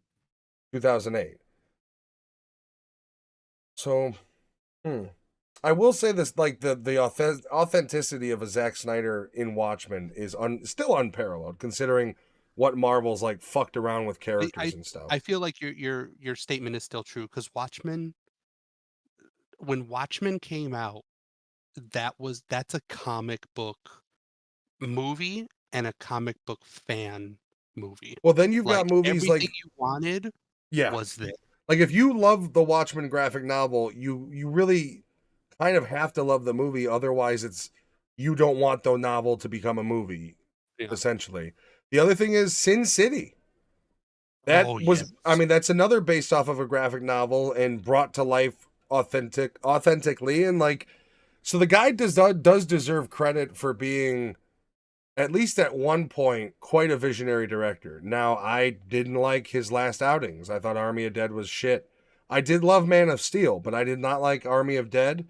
I didn't watch the heist version of Army of Dead. Rebel Moon might be awesome. Here's the thing. If I go watch Rebel Moon and it's at least visually appealing to me, that's really all you got to do with me. It's a sci-fi movie. I'm not looking for Blade Runner. Make there be lots of, give me explosions, serviceable dialogue, and cinematography that you're known for. That's really all I'm looking for. I don't mean to cut you off, but we should one day do a double feature of Blade Runner and the sequel. Oh yeah. Okay. I'm down. Fabian, you're incorrect. Watchmen is a great movie. She did miss much. It just isn't an action. See, the problem, so your average audience is Fabian, who saw the posters, who saw the trailer, and goes, holy shit, a dark rated R superhero movie full of fucking action? I saw Batman Dark Knight. It's going to be amazing. And they went to the theater, and they were treated to a 3-hour-long political drama with superheroes as the main characters. And Yeah. if you like, and that's the thing is, I hate to use this term, but if you were just a normie moviegoer and not a fan, and this is why the movie failed, is if you weren't a fan of the novel and you thought you were going to watch a rated R superhero movie, well, you weren't. You were going to watch a rated R drama, political superhero movie that is devoid of action for the most part. There's scenes here and there, but even the action that's in the movie isn't cutthroat. It's very stylized. It's got his famous slow motion scenes in it. So, yeah, no, they failed on the marketing in the movie completely. Mm-hmm. And you had people like Fabian going to the theaters going, holy shit. And then 3 hours later, they step out and they go, fucking boring. Another superhero movie I think was pretty good, but it was a sleeper, was a Hancock. I actually really liked that movie. That's like a real, like, you know, like this guy's been a hero for so long that he just becomes a fucking alcoholic. And, you know, like he's... Well, Hancock's also a love story. It's almost it's almost about forbidden love. Like the thing that he loves most in this world that has propelled him being a hero throughout the ages is also what's making him human and will kill him in the end. Yeah. Like the end of the movie where she gets shot and he starts power jumping out of the hospital until finally she's not dying. The whole movie's great. Yeah. They can't be near each other. Yeah. You know, and like they set it up for a sequel because he ends up, I think, in New York City at the end of it, and like he's on the phone with her. Like I don't know. That's another director that's kind of a sleeper director is Peter Berg, because everybody when you reference Peter Berg thinks of like his military movies he's made, and it's like no, Peter Berg has made like he made The Rundown. That was Peter Berg. Like he's done some solid, just good action, fun movies. And I like, yeah, I didn't like The Shooter, but I love The Rundown, you know, so it's like, he's another, he's another one that I don't think gets enough credit because they kind of lump him into the Michael Bay spectrum, because he's doing like military movies and shit like that. He also acts in movies too. Okay. Yeah. He was in Corky Romano as the brother who can't read. Ah. So he's an idiot. Okay. Yes. Essentially. Are we ready to give? We're still going to go with the 5 spectrum on this one until the new year. The new year we'll be back with a different spectrum. I mean, besides the spectrums we're all on. For me, gotta be honest with you, this season was a 2. While I didn't feel like it was a chore for me to watch it, there was a lot of moments of can we get to the meat of the episode because I don't give a shit about did the stream crash? What happened? No, still going. Yeah, still going. Yeah, still going. My YouTube page crashed, so I don't know what happened there. But I didn't give a shit about the kid wanting to fuck his girlfriend. Like, and the problem with that is they made it so much about their stupid relationship. And at the end of the movie, Tim Allen's like, yeah, he can go to college, which is what it should have been about the whole time. It shouldn't have been about, oh, he wants to be with his girlfriend. It should have been about him living his whole life. But it was condensed into, oh, he's got some little girl he wants to fuck. And, you know, it was very stupidly written. For me, the season's a 2. A lot of wasted time on bullshit. Not enough Tim Allen. Magnus Sano was funny at times, but just dumb and goofy at others. It was very inconsistent. The writing is not proper for the style they're doing. I'll go next. For me, it's going to be a 3 because I think if had I waited for my family to watch with me, they would have enjoyed it. So it would have been just like a good family fun. That's such a depressing statement. They take forever to watch something, especially if we have 6 episodes to watch. I could sit down and watch all 6 episodes in one sitting. They fucking have to get up, make popcorn, get up and touch their toes, and it drives me fucking nuts. Alex legitimately cannot handle everyday life like with the family. Like he can't watch a fucking TV show with them doing normal shit without losing his mind. So much while we're trying to do something. My wife will ask questions while we're watching the same goddamn episode and tell me, like, what's this? Why are they doing this? I'm like, I don't know, hon. We're watching the same show. I hate to tell you, but we're gonna figure out together. That's normal behavior. We'll figure out together. We'll put on a show she wants to watch, be on her phone, 2 episodes in, ask me what happened. I say I'm not watching it, and then is angry at me for 2 days. Yes. Like, I'm not fucking watching it. Like, I'm not watching it. You put this on. Yes. I've The had wife that. and I, I've had that as the well. wife and I watched all 6 episodes, and we both kind of came to the same conclusion. We're saying like, meh. I'll go. This is a 2.5. When it hits, it hits. The throwbacks are nice, Though but it's the 2 you get, yeah, but I mean they're significant though. They Yeah. used them Yeah. well. Like the cup he's drinking from, that's a significant throwback. also the little cameo of Cindy, the Coco girl at the beginning. Mm-hmm. Also, the little boy that's supposed to be what's his name? The guy who's running Santa Land.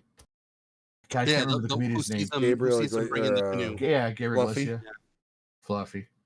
Like I said, when Fluffy. He's hit, gotten smaller, so I can't remember his name. I'm sorry. Tim Allen's acting, his one-liners are great. Some of the comedic effect is really well done. It's dragged out for the sake of a show, just for the Yeah. sake of a show. Yeah, to push it from an hour to 90 minutes to 180 minutes. Yeah, I agree with Anthony. This could have been another movie. Season 1 could have been a movie.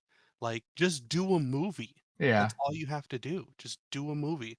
And I think if they release them like that, if we're talking kids, I think it's easier to digest, to be honest with you, for the family and for the kids. I an hour and a wondered- half rather than 6 episodes. I wonder, I mean, though. it would be easier. I mean, it would be less, but the problem is a movie doesn't make as much money and get as many views as a TV show.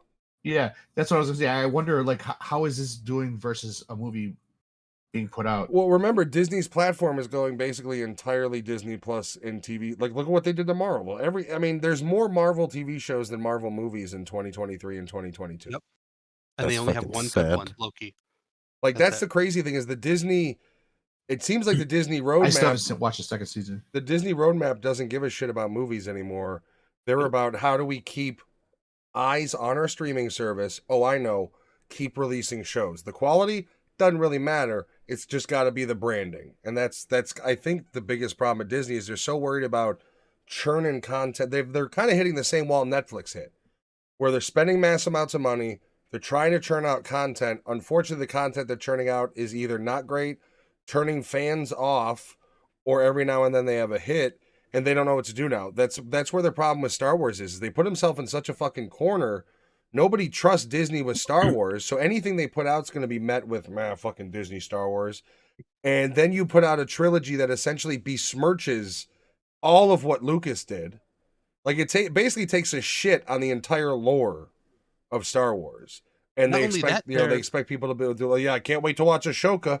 You've only destroyed the lore, but I'm going to watch Ashoka. They're afraid to do anything new.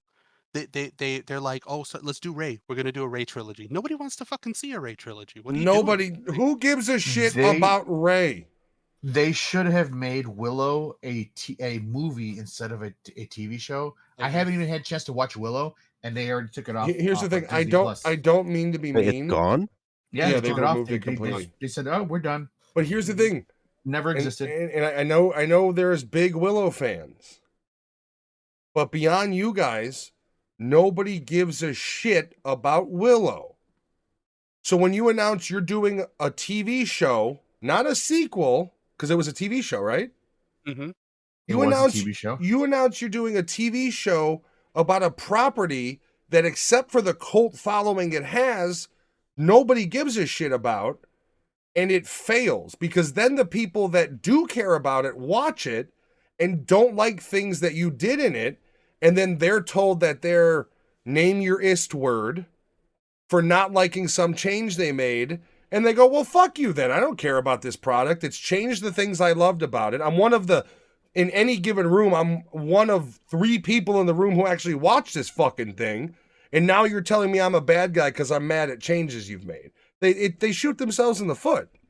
Mm-hmm. Like, if you're a fan of Willow, I'm sorry that you can't watch the fucking show. Disney botched it so badly, they've legitimately pulled it off of their fucking streaming service. They're erasing it from their fucking... Yeah, like it never fucking existed. And here's the thing, if I was a bigger fan of Willow and I wanted to watch that show, I'd be goddamn pissed because you know what? You keep raising the price of my fucking service and you're now removing content that I actually wanted to fucking watch. By the way, the PlayStation thing isn't happening anymore. They secured another extension deal where they're keeping it at least through like 2028 or some shit. So if you have Discovery shows on the PlayStation, they're no longer deleting them. You'll be able to keep your library for now. Which honestly, if I only had a PS4 back in the day and I was buying Top Gear on my PS4 to watch it, I'd be really fucking pissed right now. Yeah. You can't watch Willow anywhere. No, and this goes to Lewis's point that he's right about. They've destroyed, and he's right, but they've destroyed physical media to the point where streaming services aren't releasing physical. And you could, in a lot of arguments, go, well, you could watch Stranger Things in 4K on Netflix. You don't need a fucking physical. But then you have a property like Willow where they released it, it failed, and they pulled it immediately. You can't buy it physical. You can't watch it anywhere. They give you no choice but to pirate it, which becomes the same argument to me is abandonware software.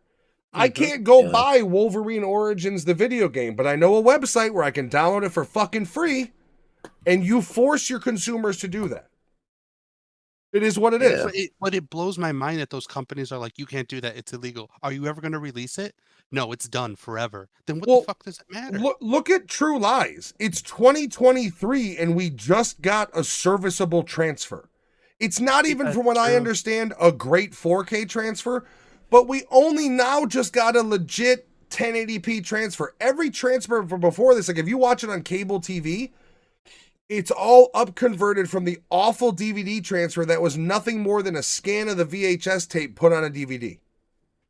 So it took until 2023 to get a decent transfer of True Lies with actual 5.1 audio and actual 1080p screen at a minimum. That's fucking retarded. Yeah. And like, you're right though. I'm sorry, but if you give me no other option how to, like, I just did it with Top Gear. I'm not going to lie. Just did it with Top Gear. All 22 seasons with the original crew. You give me, as an American, you give me zero choice on how to get your content. My two options are I find a source and I download it, or I go on a VPN and I log into a British VPN to log into BBC and watch it on their platform. And I'm sorry, if those are my two choices, I'm choosing the one that makes more sense to me, which is downloading them and never fucking thinking about it again. And you forced me to do that by not, if believe me, if Vudu said, hey, Black Friday bundle, you get the first 22 seasons of Top Gear with the original trio for $100, I'm fucking in. I'm in, no problem. But you've never even given me that. But they reserve the right to take it away from you if they lose their license. That's the other thing. Yeah, that's the other thing. Exactly. You paid for it though. That's also why in the horror community, when they announced a new Hellraiser movie and a new Texas Chainsaw movie, horror fans got excited. The distributors were shopping around who wants to purchase it. And when they found out that Netflix purchased Texas Chainsaw Massacre, the horror community was like, okay, cool. So it's never going to come out. It's always going to be on Netflix. Yep, because they stopped releasing physical copies.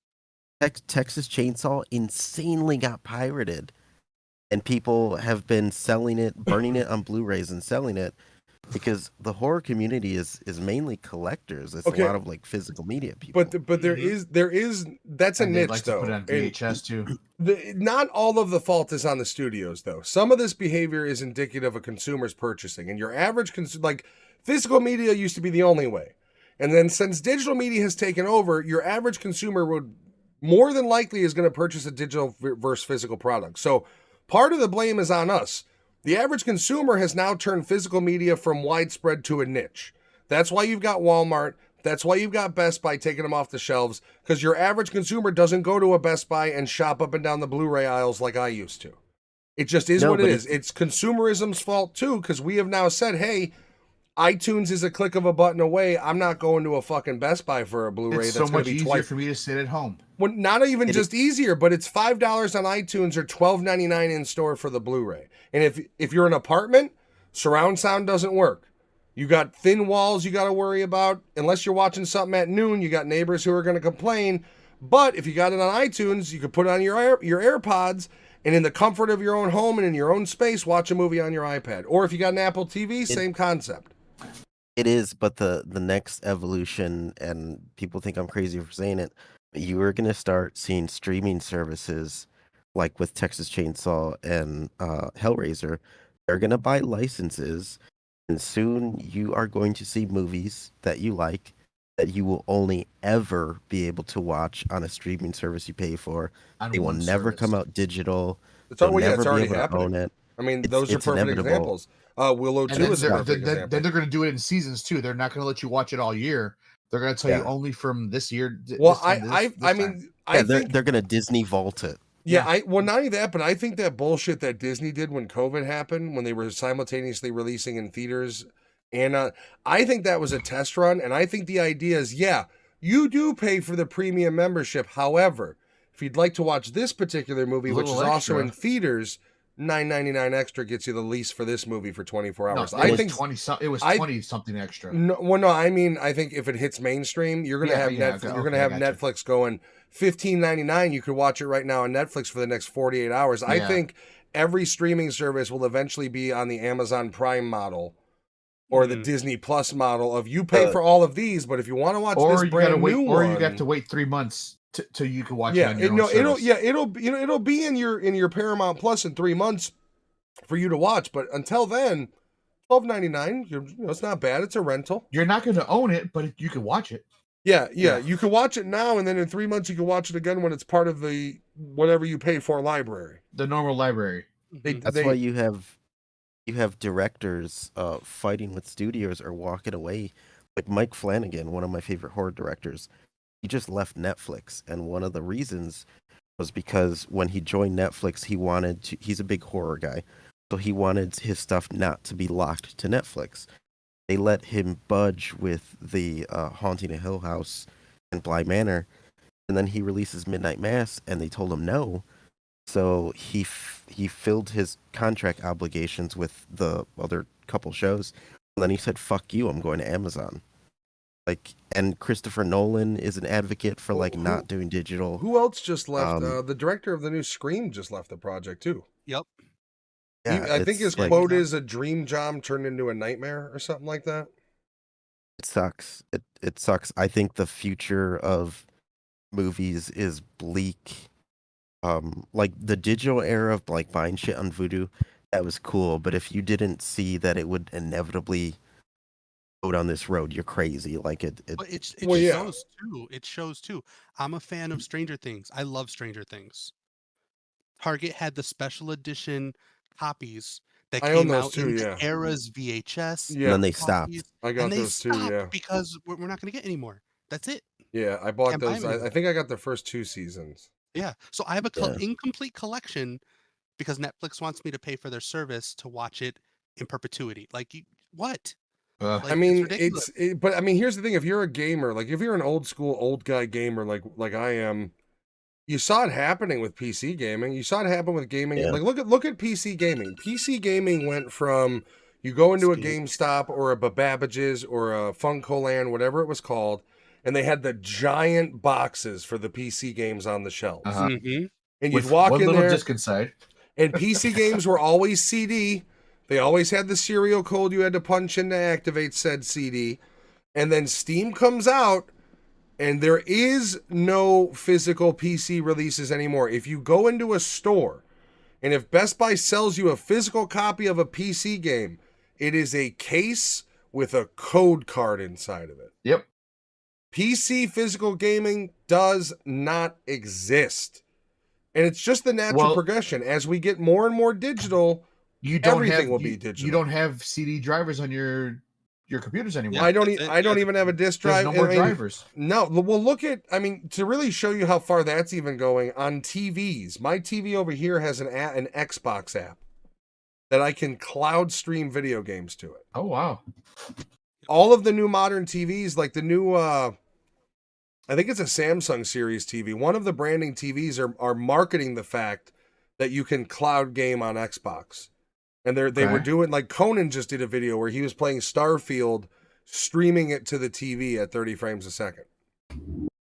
It's crazy. I mean, this is why I say the consumers are to be blamed too, because consumers want everything cheaper, they want it faster, and they want it easier. The unfortunateness with gaming is you have bigger downloads. You have games that are 150 gig big and all. Yeah. There's no more data being stored on a disc. You're going to get your games cheaper on sale than physical. That's another problem with physical media is they can't not be the price they are because they need to recoup at the shipping and the physical, the jewel cases. So they have to charge them. Digital, Steam doesn't give a fuck. They're still getting a 30% cut. Doesn't matter what price it's at. You remember the days you had to have the disc in there and you uploaded some kind of data into your computer, but you also had to have the disc run. Yeah, it was. Well, that was the authenticator. Yeah, that's still to this day. If you have a disc game on the Xbox and you pull it out, it'll play for a certain period of time. But once it hits an internal checkpoint to authenticate, it's going to be looking for that disc. Yeah. Do you know which? Guess which council company is going to start selling cases with codes in them? Sony. Xbox. Nintendo, huh? Instead of cartridges. They're on their little cartridges. So but they push that already. Go to the eShop. It's all about digital because then when you go to like the physical you'll find a game in the eShop for half off. But if you want to order the physical edition, even on Nintendo's website, full price. Mm-hmm. They have to put more memory on the Switches and what. Well, that's what they're discussing for the Switch 2 is larger carts because they're going to keep the cart format. So now they need to get larger, 256 gig, 500 gig carts type. Because there's only so much room you could put on one of those little SD cards that make it actually work, properly. Yeah, but you can get a large SD. You can get a large high-speed micro SD though. I have one in my Switch. Yeah, but See, I'd rather have that though. I'd rather be able to go. I'd rather be able to go spend $50 on which you're not going to fill a 500 gig micro SD on the Switch with games. You're just not going to fucking do it. I actually did. Well, it's because it's the only count. He has a game. No, exactly. You have a gaming PC. You don't play your Switch. Your average 85 games downloaded on my Switch. Your average Switch consumer will not fill a 500 gig card. However, I'd rather have that option than Microsoft's option of even the budget, 512 gig expansion card is $80. And that's the budget one. Or I got it for the PS5, I got to go spend 90 to 130 on an M2 drive. Meanwhile, mean at the minimum, I can order a high-speed 128 gig micro from Amazon for $25, and I've got 125 or 126 gig on my Switch to fill. That's awesome. So does the off-brand work for your Switch? Good. Well, I don't buy off-brand. I buy. I'm talking about Anthony. I'm talking to Anthony. Oh no, if you're getting a big memory. If you get a big memory card, always go legit I have brand. A terabyte one. I have a Samsung. Samsung. Okay. Get a Nintendo terabyte one because any other model is burning. I think Samsung. Samsung's Ultra Speed one isn't bad, but I think they only go up to a specific size. So Samsung and Nintendo are the only two that you can do for Samsung doesn't go to 1 terabyte. PNY might have. Yeah, Samsung doesn't go to 1T. I don't know if PNY goes to 1T, but they might have a high enough speed card to use. But that's the thing is if you go to Amazon and you spend $10 on a micro SD, you're going to get a cheap fucking Chinese piece of shit that's going to corrupt the data and it's going to fail on you. Nintendo, whatever you want to say about Nintendo, they make their hardware to work perfectly within their guidelines. So as long as you have a memory card that's like a Samsung card at the ultra speed and you whatever gigabyte it is, that's perfect. I think the Nintendo cards are a goddamn ripoff because you get paid a super surcharge because they're red. Suck my dick.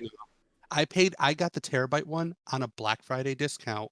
It was $300. That's insane. That was on a Black Friday discount. That's insane. And that's actually that's worse than Sony. That's worse than Microsoft because a 1 terabyte M2 for the PS5 is $90 made by Sony, third party company, but it's made by Sony. The Sony and Microsoft are just as bad as memory because it's about to be 2024. Yeah. There is no reason that you should buy even the cheapest console and it not have at least 2 terabytes. There's no reason. I would Something say for you to install massive games and still have room for other ones. At this point, I think a gig and a half would be, or a terabyte and a half would be fair to say, because then you can go, well, after the install for these consoles, you end up with 800 gig. Mm-hmm. So if you told me the internal's a gig and a half and we give you a terabyte and a half, so once everything, the OS is installed and everything, you still walk out with over a terabyte, that's one thing. But with games like Call of Duty being 140 gig, games like I just installed the PlayStation 5 version of GTA 5, it is 140 fucking gigabytes. So how can you tell me you're going to sell me a console with half a terabyte? After you install the OS, I'm looking at 470 gigabyte, and then you want to sell me an expansion drive for $180. The OS shouldn't count as your fucking purchase, man. That's their operating. It's all. I mean, even on PC hard drives, it does. I know, but it shouldn't count towards that on any of them. The funny thing is, Microsoft has an exclusive deal with Seagate, and Western Digital. They didn't drop their prices until a competitor, Western Digital, brought out theirs, which is still pricey. It's like, I think it's what, half a T. It's another 500 gig, and I think it's like $80. Still pricey. Yeah, it's just it's ridiculous. Whether it be movies or games, the digital revolution, like, it's cool, but we're not like ahead of the curve. I will say when it comes this: to digital movies. Nintendo needs to figure out how to turn the Switch 2 into a legit streaming platform, because the fact that their mobile console only has YouTube is a fucking problem.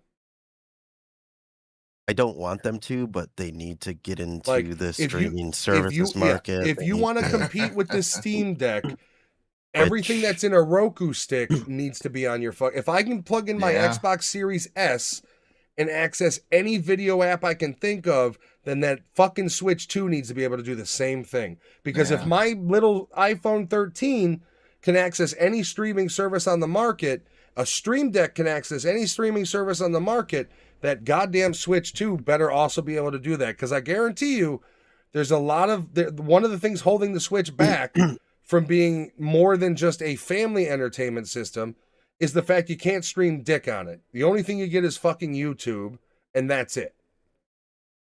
Netflix, I think, might be on there. Yeah. Nintendo needs to be careful, though, because Steam Deck and Steam Deck-like systems... the ACOG keeps releasing a new fucking Steam Deck rip-off every 3 minutes. So that's the other thing, is that the handheld is no longer a novel market. Not when you have full-on computers in a handheld that are being sold for... The Switch 2 is going to be $400 minimum, probably $500. So at that price point, you're right in the same price point as a Steam Deck. And by the time you release Switch 2, you can almost goddamn guarantee Valve's going to have a Steam Deck 2 out just to compete, because that's the only reason they made the Steam Deck, was to compete with the fucking Switch. It goes round and round. Off topic. Yes. That's a nice shirt you got there, Matt. Yes, it's the on the back. It actually says "We are a professional podcast," which I always forgot we put on the shirts, and then every time I go to put on one, I see the back, and I was like, just give myself a little chuckle. It's still a nice shirt. Thank you. Yes, we actually need to figure out how to start trying to sell merch again.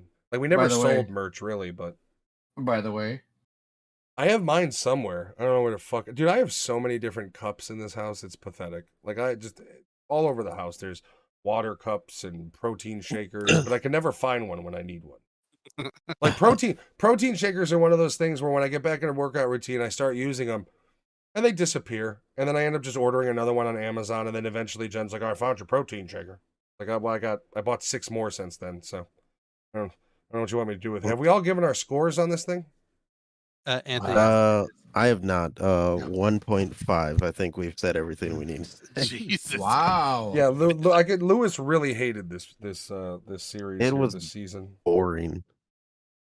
All right, so okay, we will be back next week. Some minor tweaks to the show as far as New Year's changes, some changes to the rating system, which we'll talk about and share with you guys. And next week we'll be doing our movies that are so bad they're good. Once again, I'll be doing Drive.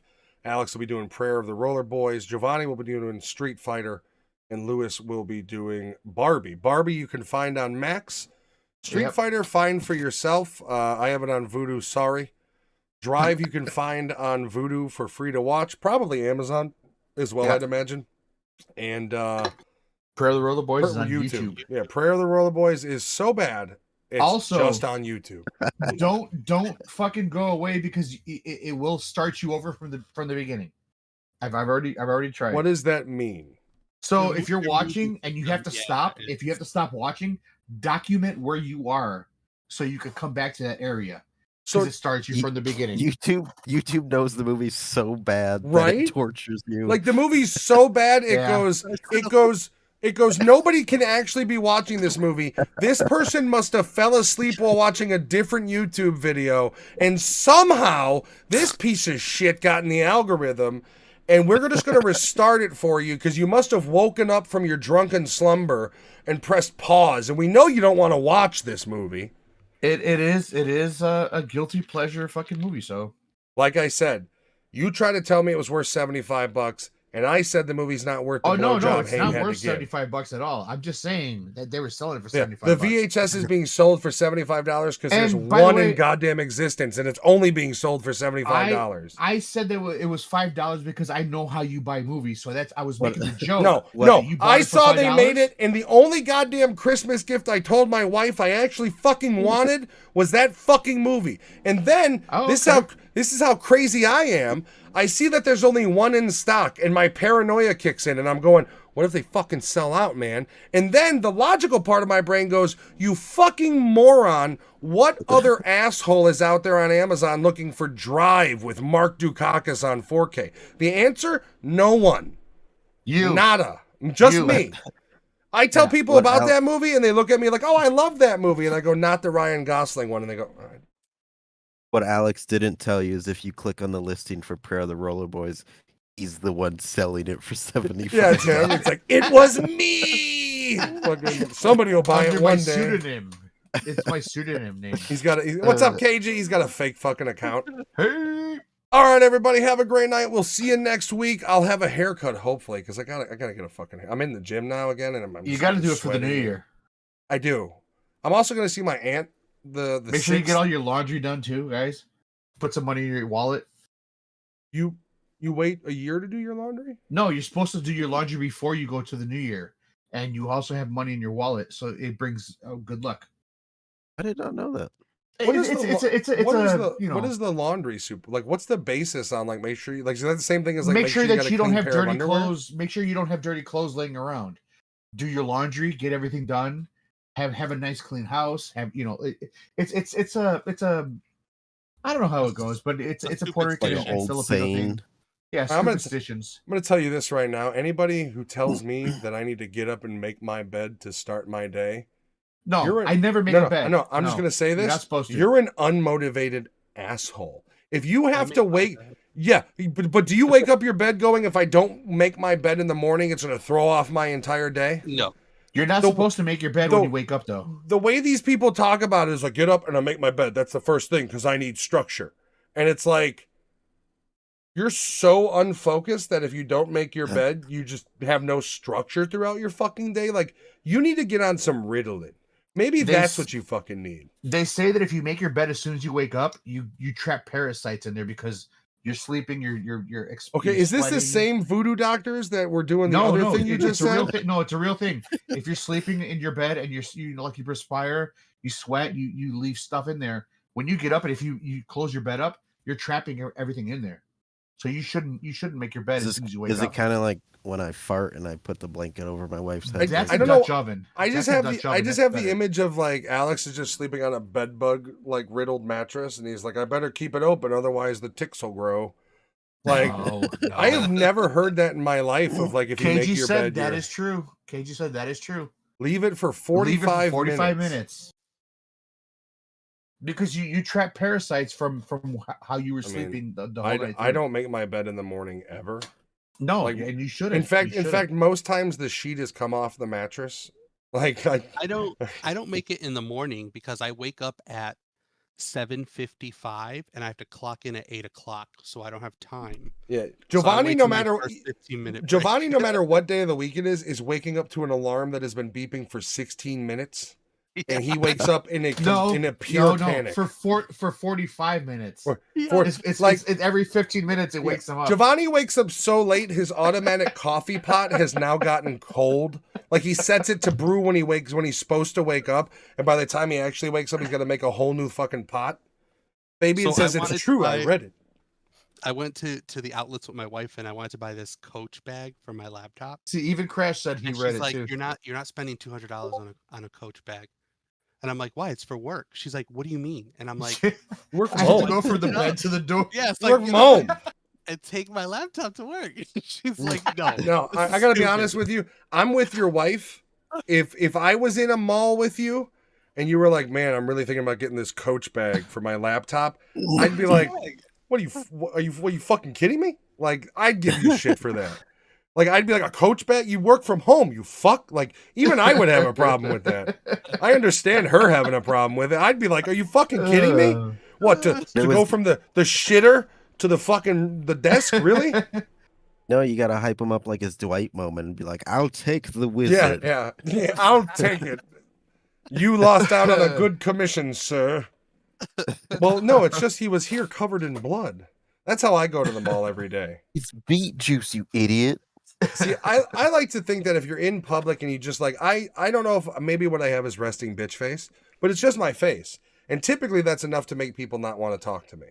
So I like to just keep it stoned. Like I was in the gym today and people they want to do eye contact. I don't want eye contact. I stare dead a fucking head, right? I'm not going to have some chick think I'm checking her out.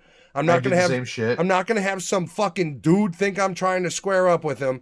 I'm doing my chest presses and I'm staring dead a fucking head. If you get in my path, that's your fucking problem. Like, I don't need it. I'm good. Thank you. You guys are crazy. The world is crazy. So I just want to go work out so I don't die young. Where you work out, are there people setting up their cameras to do their little videos? No, I think I would be the guy, like I would be a viral video because I'd be like, move your fucking camera, bitch, and I'd kick it on the ground. Like I'd be that ass who was like, this fat piece of shit was in the gym and he kicked my camera down. And then Joey All Swole, I wanted was my 25 dumbbell. It would be a Joey Swole video where you see the video and he's like, well, it's rude. He does have the right to not be on camera while he's working out. Which I do. Go fuck yourself. I think Planet Fitness actually has a no recording policy. Sweet, that's nice. As they should. I think all gyms, for the most part, they should all have them. Yeah, I think for the most part they do. They have. There's like I think most of them say non-recording and they just allow it. And it's like, I'm sorry, but if you're some dude just trying to get a pump on, and you like, especially if you're a guy that doesn't give two dicks about social media, and you don't want to be on camera, especially when it's like in the locker room. Like, I feel like if you're filming in the locker room and somebody tells you to knock it off and you don't, they should be able to knock you out. Yeah. Like, fair, clean hands. I told him to stop. He invaded my privacy. He got shitty with me, so I dropped him.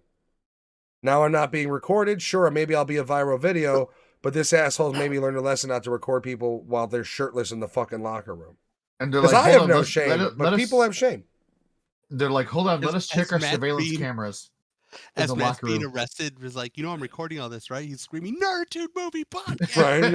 Check us out, YouTube/Nerditude, Nerditude on Twitch. Well, that's the whole thing. Like, if I'm in a locker room and I'm shirtless and you're recording, you best believe my fat ass is in your video. I'm getting right up to the camera. I'm going to be showing off my scar. We're going to go deep. Like, don't push me. I don't have shame. You want me to ruin your fucking workout video? My fat ass will be in the back of it just staring at the camera the whole fucking time. You should clip that. That should be the clip for this one.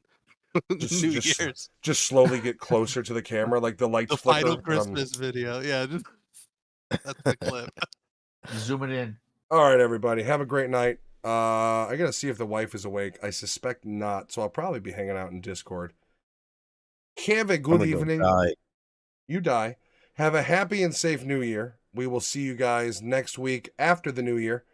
Just like Christmas, have fun with the family. Try to enjoy the time you got with people. Nothing like the holidays made me think everybody was going to die. So, what a depressing fucking movie. But yeah, enjoy it, guys. Have fun. Be safe. And we will see you guys next week for the second annual So Bad They're Good.